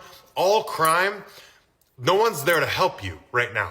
So protect you and yours at all costs. And I mean all costs. All that fucking pent up bullshit that everybody got from 2024, you want to crash the fuck out? Save it. You about to need it. This is not a time to relax. This is not a time to fucking chill out. This is about to become a fight for resources.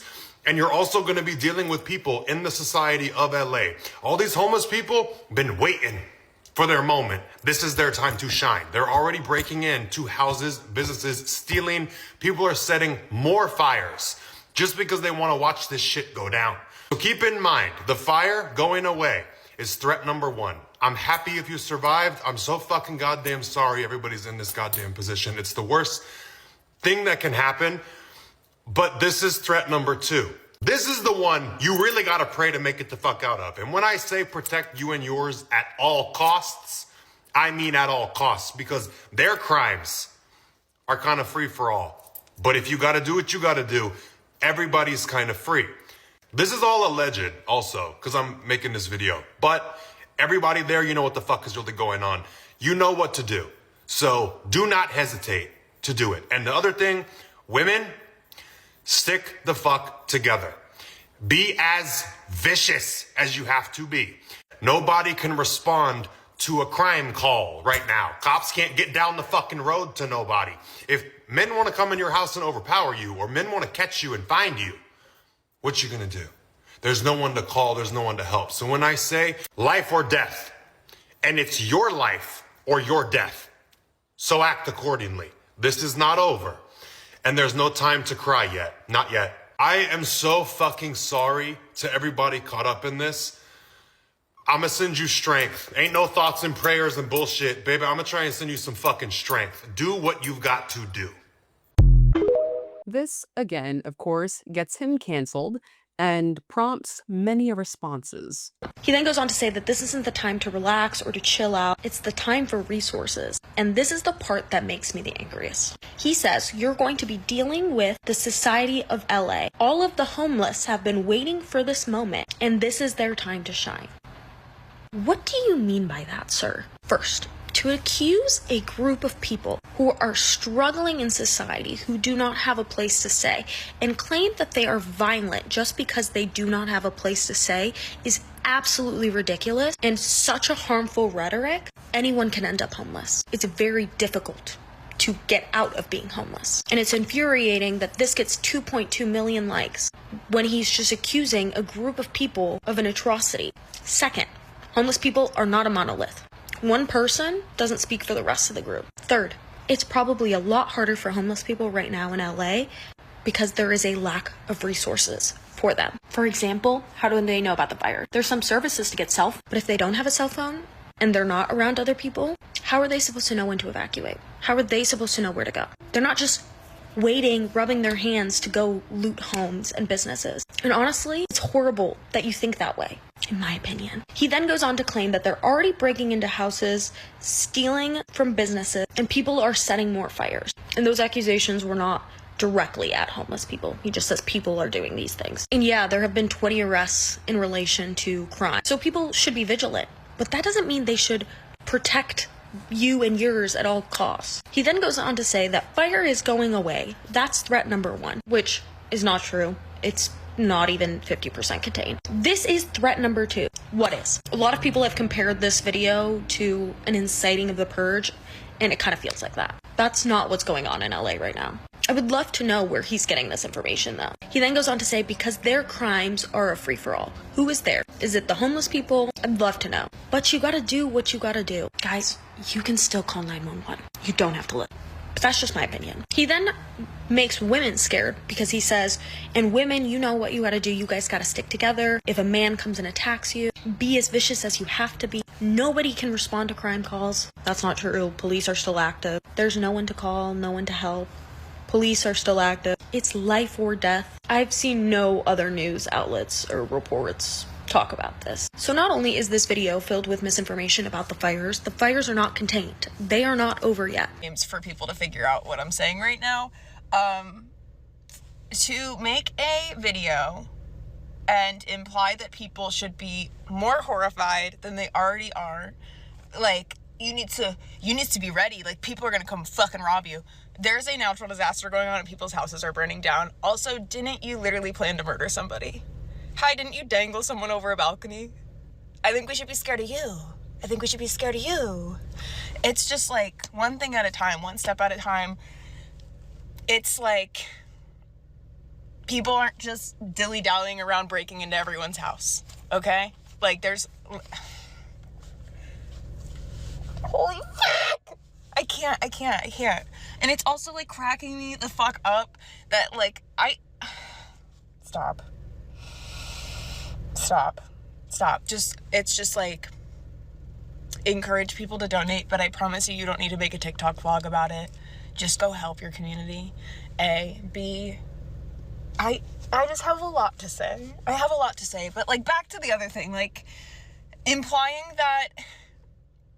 I'm sorry. I'm gonna stop. I'm digging myself a hole. I'm getting really fucking mad, though. It's just like, we should be scared of you, girl. We should be scared of the person dangling someone over a balcony. Actually, let me dig the hole back up real quick, because I just watched that. I have another thought. Why are you implying the purge is happening, bitch? Like, your community needs you more than ever right now. Everyone needs help. Help your community. You actually have talked about how much you hate Los Angeles, so just stay out of it. It's not the fucking purge. People need help right now. So basically, this is me saying, go volunteer, donate, help your community, do what you can. Thank you. Okay, I'm digging the hole 6 feet deeper because I did not see this, because I didn't finish the video. It is about Leo Skepi. Leo, how dare you imply that homeless people are going to harm and rob people? Can you imagine being in a natural disaster? Can you imagine being in a wildfire and being homeless? I don't think you can. You lack basic empathy. You don't know how to emotionally regulate yourself. You're not a fucking life coach. You prey on insecure people. A life coach wouldn't dangle someone over a balcony and plan a murder, okay? You need help. You lack something. I've seen you emotionally harm people around me. You have something wrong with you. And to come on here to millions of people and imply that homeless people, you are so fucked up. Get fucking help. Get a therapist. You are fucked up. And I'm fully aware of digging myself a hole right now, so I'm just going to say this. I have met Leo before through an old friend, and my first impression of him was great because I wasn't consuming his content, okay? And then it was like whatever, I had no opinion, and then I watched him pull this person around emotionally to benefit himself, and it was weird as fuck. And that's when I realized that you just prey on very insecure, vulnerable people to benefit yourself, and you are a sick person. Now that enough time has gone on since my original video, we are now seeing reports of all the things I warned everybody about. There are so many people trying to capitalize on this whole situation, getting off the point of warning people, helping people, and contributing any kind of benefit to the situation. All they're doing is just talking shit about me because it garners views. They wanted clout and they got it. This is just a minor scale of the type of people I was talking about. That's them. As much as y'all fucking hate me, I hate you right back. So let's clear this up right now. Every single person who made a video talking about me, every fucking dollar y'all have made, somebody total it the fuck up and I'll match it. We're all gonna donate the fucking money. Are you willing to come out of your fucking pocket? Or you just wanna sit here and run that mouth? You got a chance right now to help and contribute. So let's see, when you wanna talk about character, match it. Let's do this. 1 + 1 = 2. I'm assuming that's about me. If I wanted to make money off your name, I would have brought your name up a long time ago. And if I wanted to make money on speaking about people, I wouldn't be working at a dog camp. That's never been my content. That will never be my content. I think you had a bad take, and I think what you said is harmful. That is why I spoke on it. You still haven't addressed villainizing homeless people, still haven't addressed fear-mongering. I also can't assume the video's about me, but it's pretty easy to assume that. Your ego is also so huge that you thought that people wanted to just use your name to clout chase when people just disagreed with you because you had a bad take. That's why so many people wanted to talk on it, not because they want to use your name. I also think you're copping out by not addressing what the actual issue people were mad about is. I'm doing my part. I'm volunteering. I'm donating what I can. I'm not rich. I don't live in a high rise. I work a job. Keep doing your part. Donate. Do what you can. Thank you.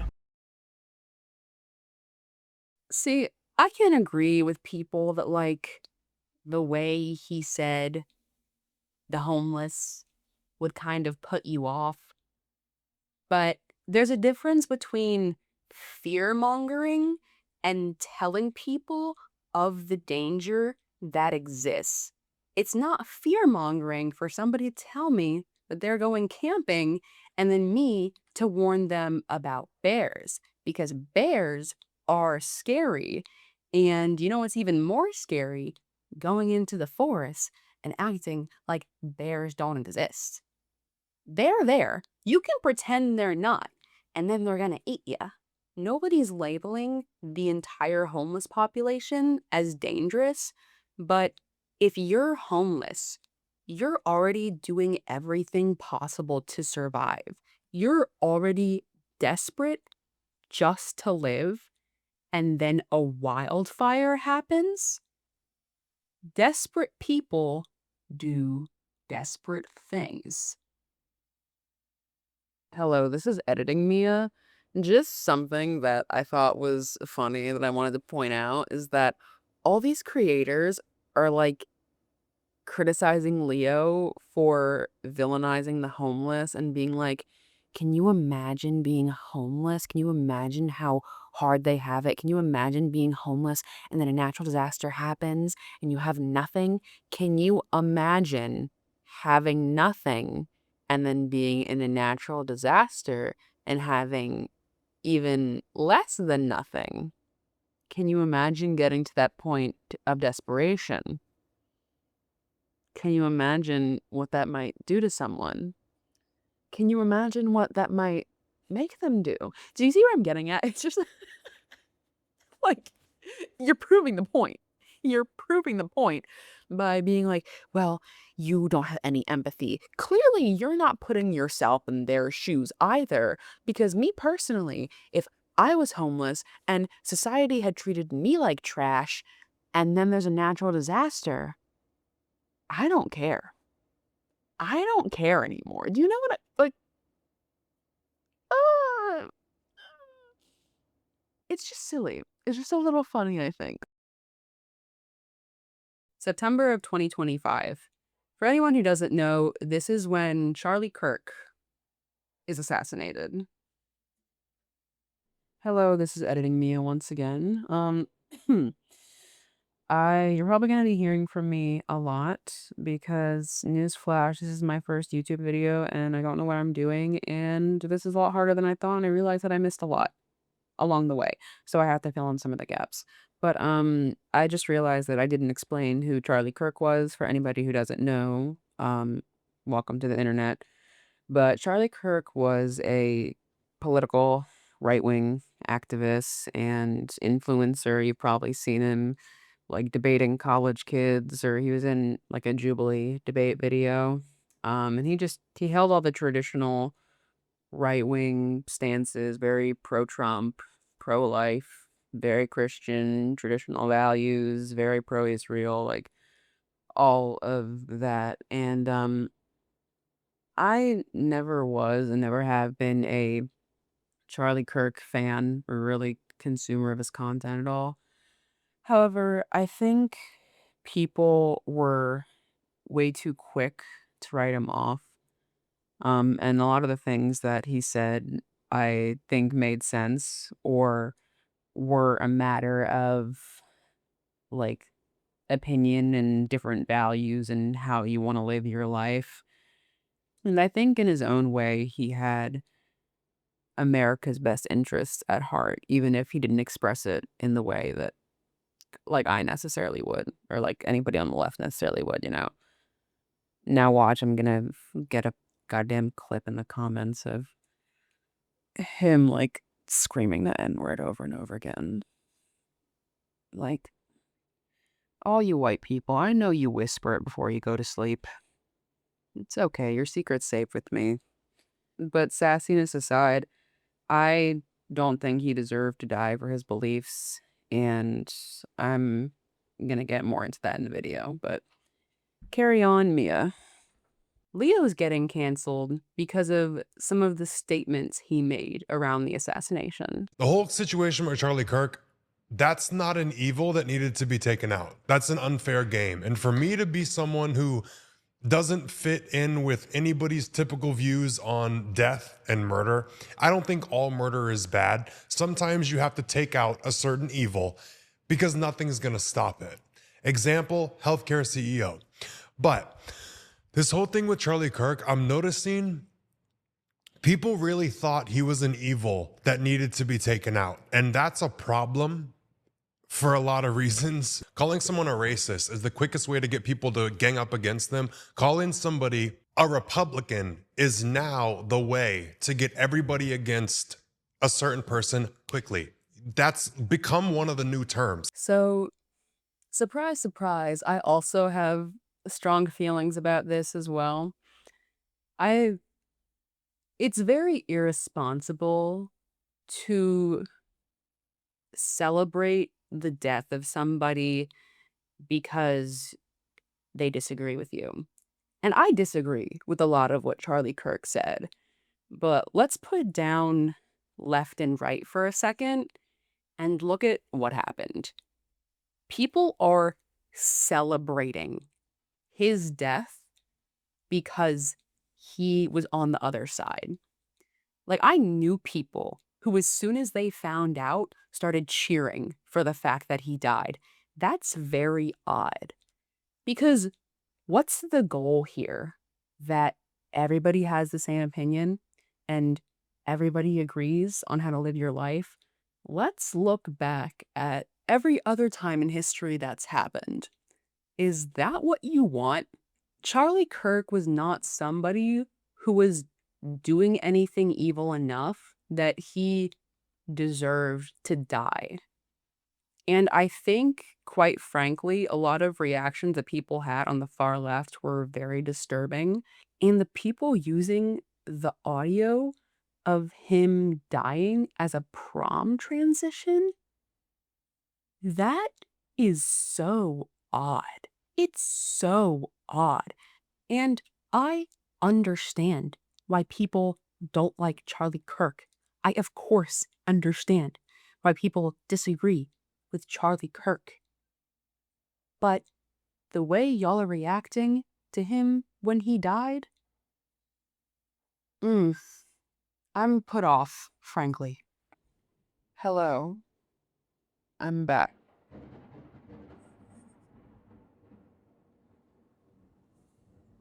Wow.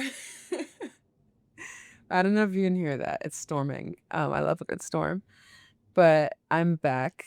Can you believe it? So, um, a bunch of my clips from after this point are corrupted or disappeared or they're just fucking red. I don't know what happened to them. So I have what I filmed so far, and I have like my like the ending filmed, but I'm missing a bunch from the timeline. So I'm tired and I don't feel like fixing this. So I'm gonna go to bed and then we're gonna do an outfit change and I'm gonna film that. But that's why for the rest of the video, I'm gonna be wearing a different outfit and then I'm gonna switch back at the very end because I filmed those clips before. Whatever. You don't care. Just here. My chair is so squeaky.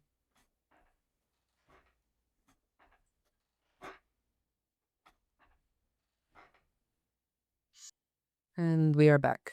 It's the next day at 11 p.m. because I put this off until much later than anticipated. But let's hop back to where we left off. So at this point, Leo starts reading the Bible and trying to get his own understanding of Christianity. My Bible's here. I ordered a Bible.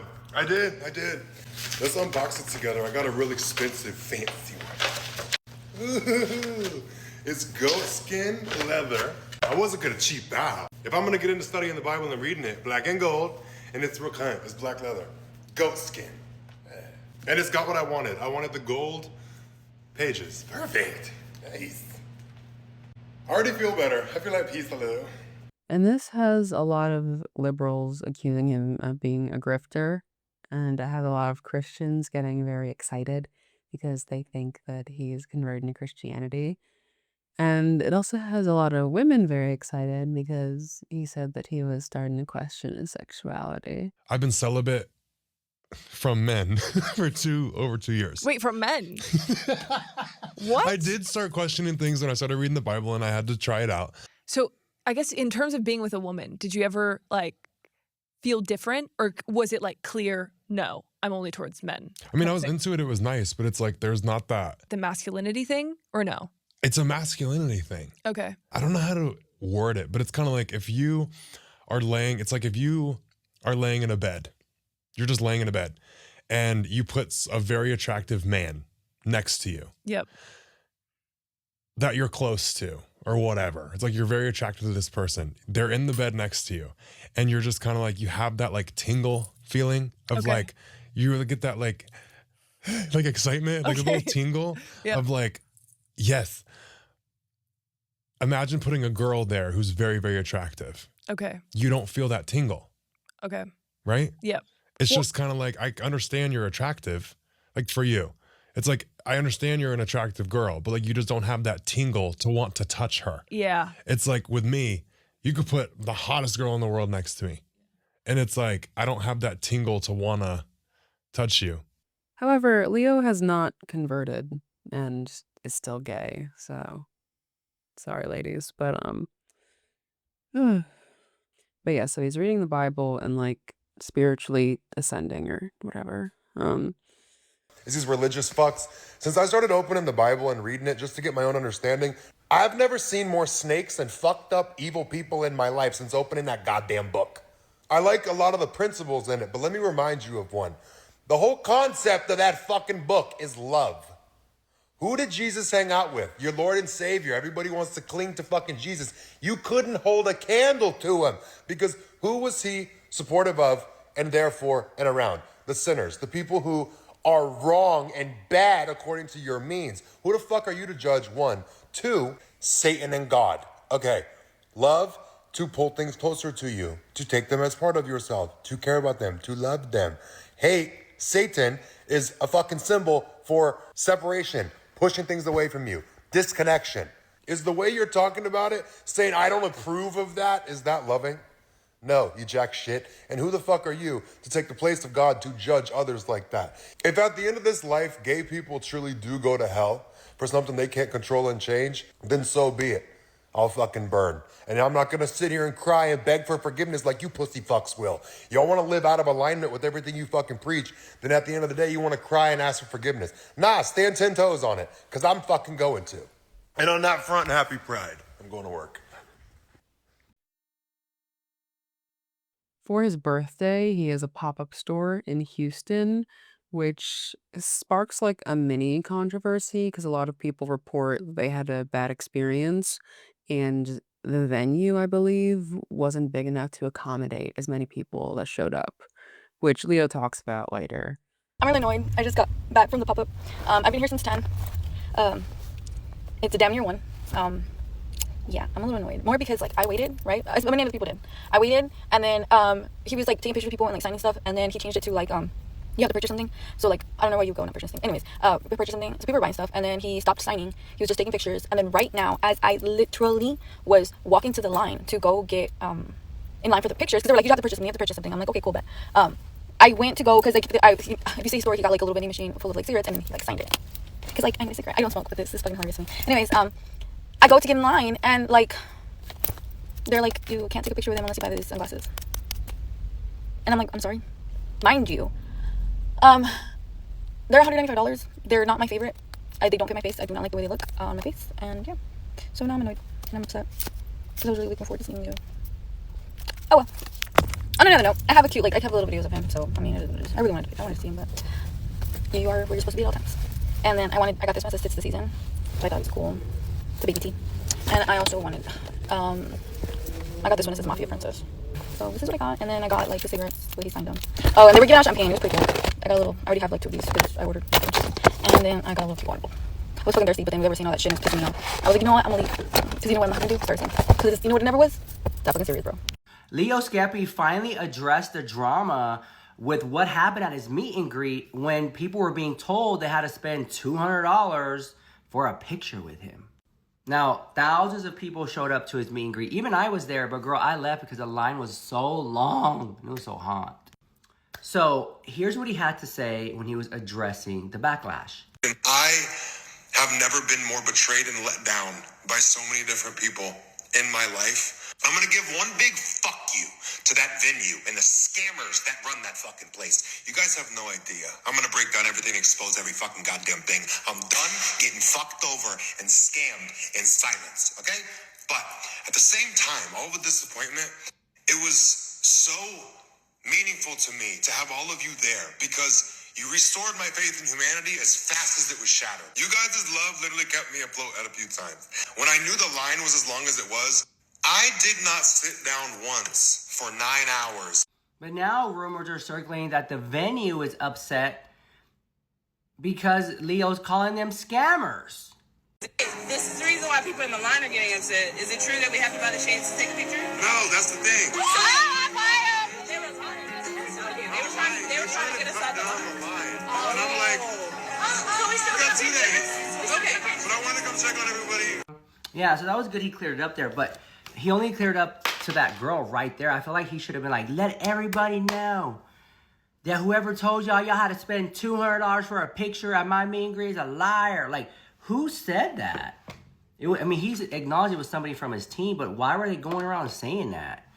A lot of people were really upset about that. They didn't understand it. Even though in this video here, he kind of cleared it up, but then he didn't clear it up. So maybe he'll talk about it more on his podcast as for alleged getting scammed and how that even happened and things like that. But anyways, let me know what you think about that drama in the comment section down below. This is Rich Life with the hottest celebrity news and gossip on TikTok. Leo. I did my pop-up store back in March for my birthday. I wanted to meet you guys, hang out with you in person, do a pop-up store with the inventory that I had, right? It was mainly just merch stuff, but I had dropped my sunglasses. And the sunglasses are their own absolute situation from hell. There was like around 800 pairs that were defective once they were made. I don't even want to get into all of the shit with the sunglasses, but that was kind of my breaking point of like, okay, I'm done with this shit.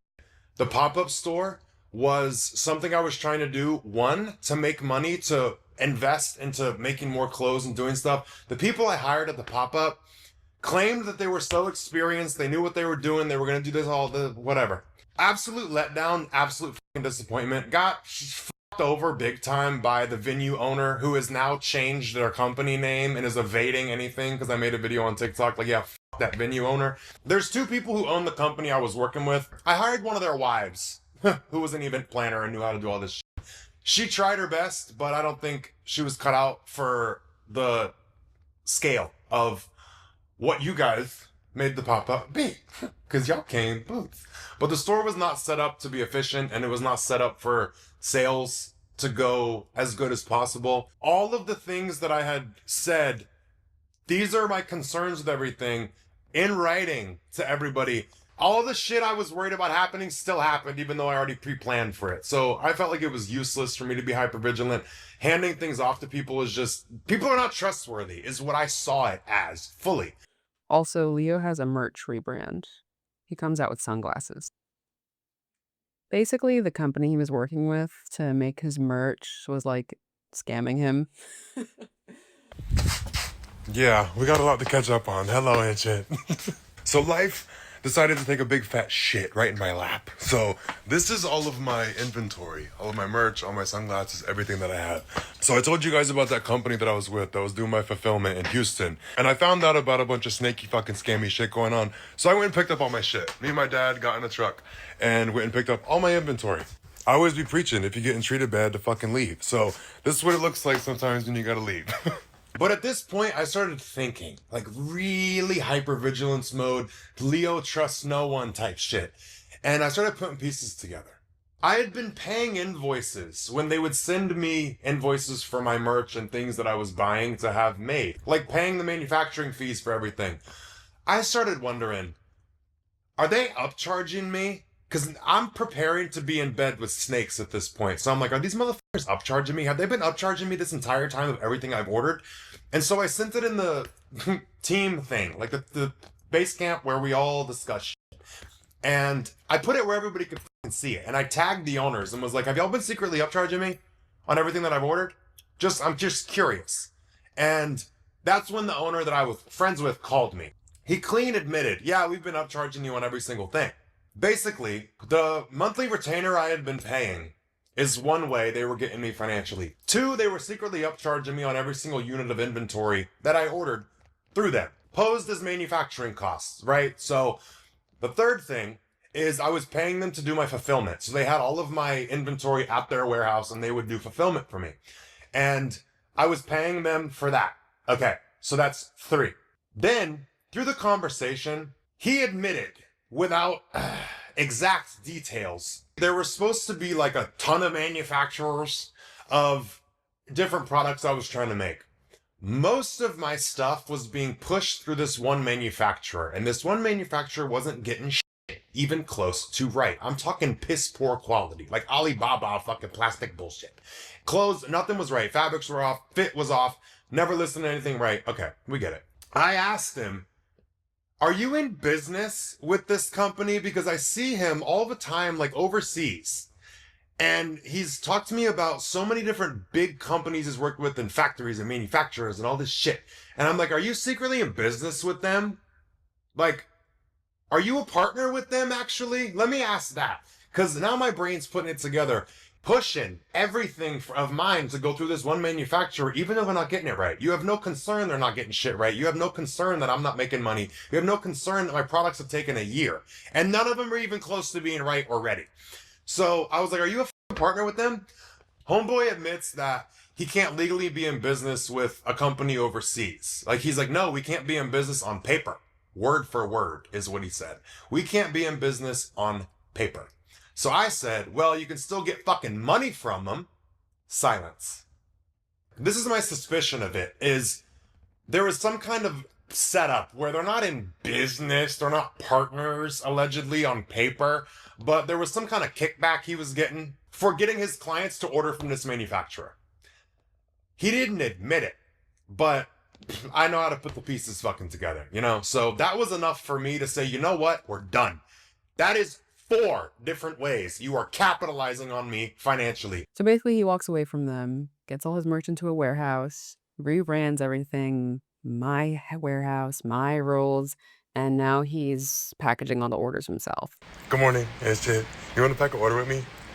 Let me prop you up, show you what I've been doing the past 2 days. Working, busy little bee I've been. And I'm not fucking kidding, look. Okay, let's pack it with you. This is what I do first. This is an order for sunglasses, so I open every single one and make sure everything looks good, looks perfect. If it needs to be cleaned, I clean it. I want to make sure you have a nice experience when you open the box. And I tuck it real cute, put it back in. Good to go. Okay, now I gotta sign it. Because I promised everybody if you order sunglasses, I'll sign you box. So here I go. I ate that, huh? Okay, now she goes in a little shipping box. Where's my paper? Where's my, this shit? Okay, now you do the stuffing. Look at it. Okay, I roll the bitch up, fold it, and then she goes right in the top. See? Ah! Okay, now we gotta tape this motherfucker. I hate the tape. This is the worst fucking part for me. All right, we tape this fucker all the way around because ain't nobody getting up in your shit.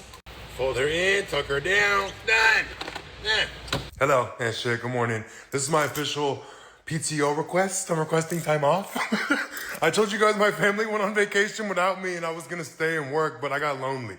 So I booked a flight to go see them tomorrow. So this is my official notice. Any orders that you placed in the next like 4 hours, I'm going to the warehouse. I'm gonna fulfill them today. Anything else the rest of this week ain't getting shipped out till Monday. So this is my request for time off, but I'm telling you I'm taking time off.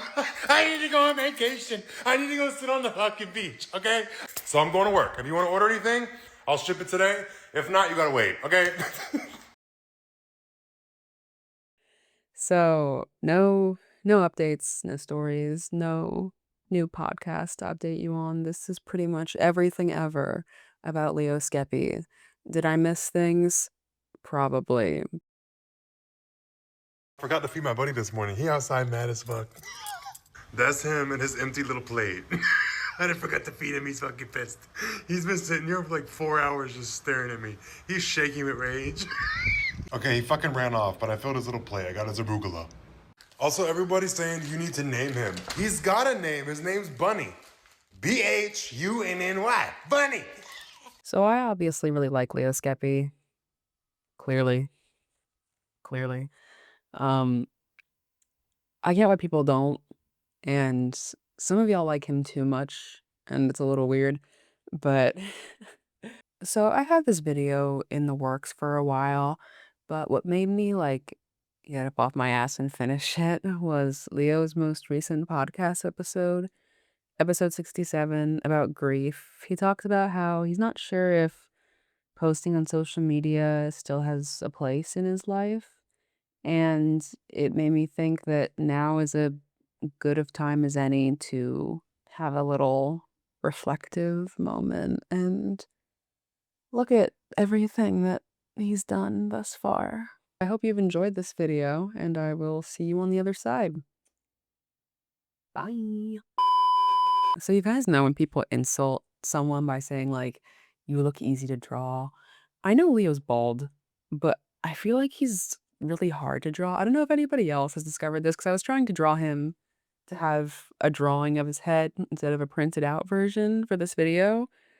I'll show you my attempts. I spilled some water on them, so they're a little crinkly, but we got that. It's really good. I know. I tried on the back too. I put little shinies on his head. I slowly tried to get more realistic and it just got scarier. This one is the best, I think, but it's also very uncanny valley. His eyes are going in 2 different directions. Anyway, I just thought that was silly. Goodbye. I don't feel like it's that bad.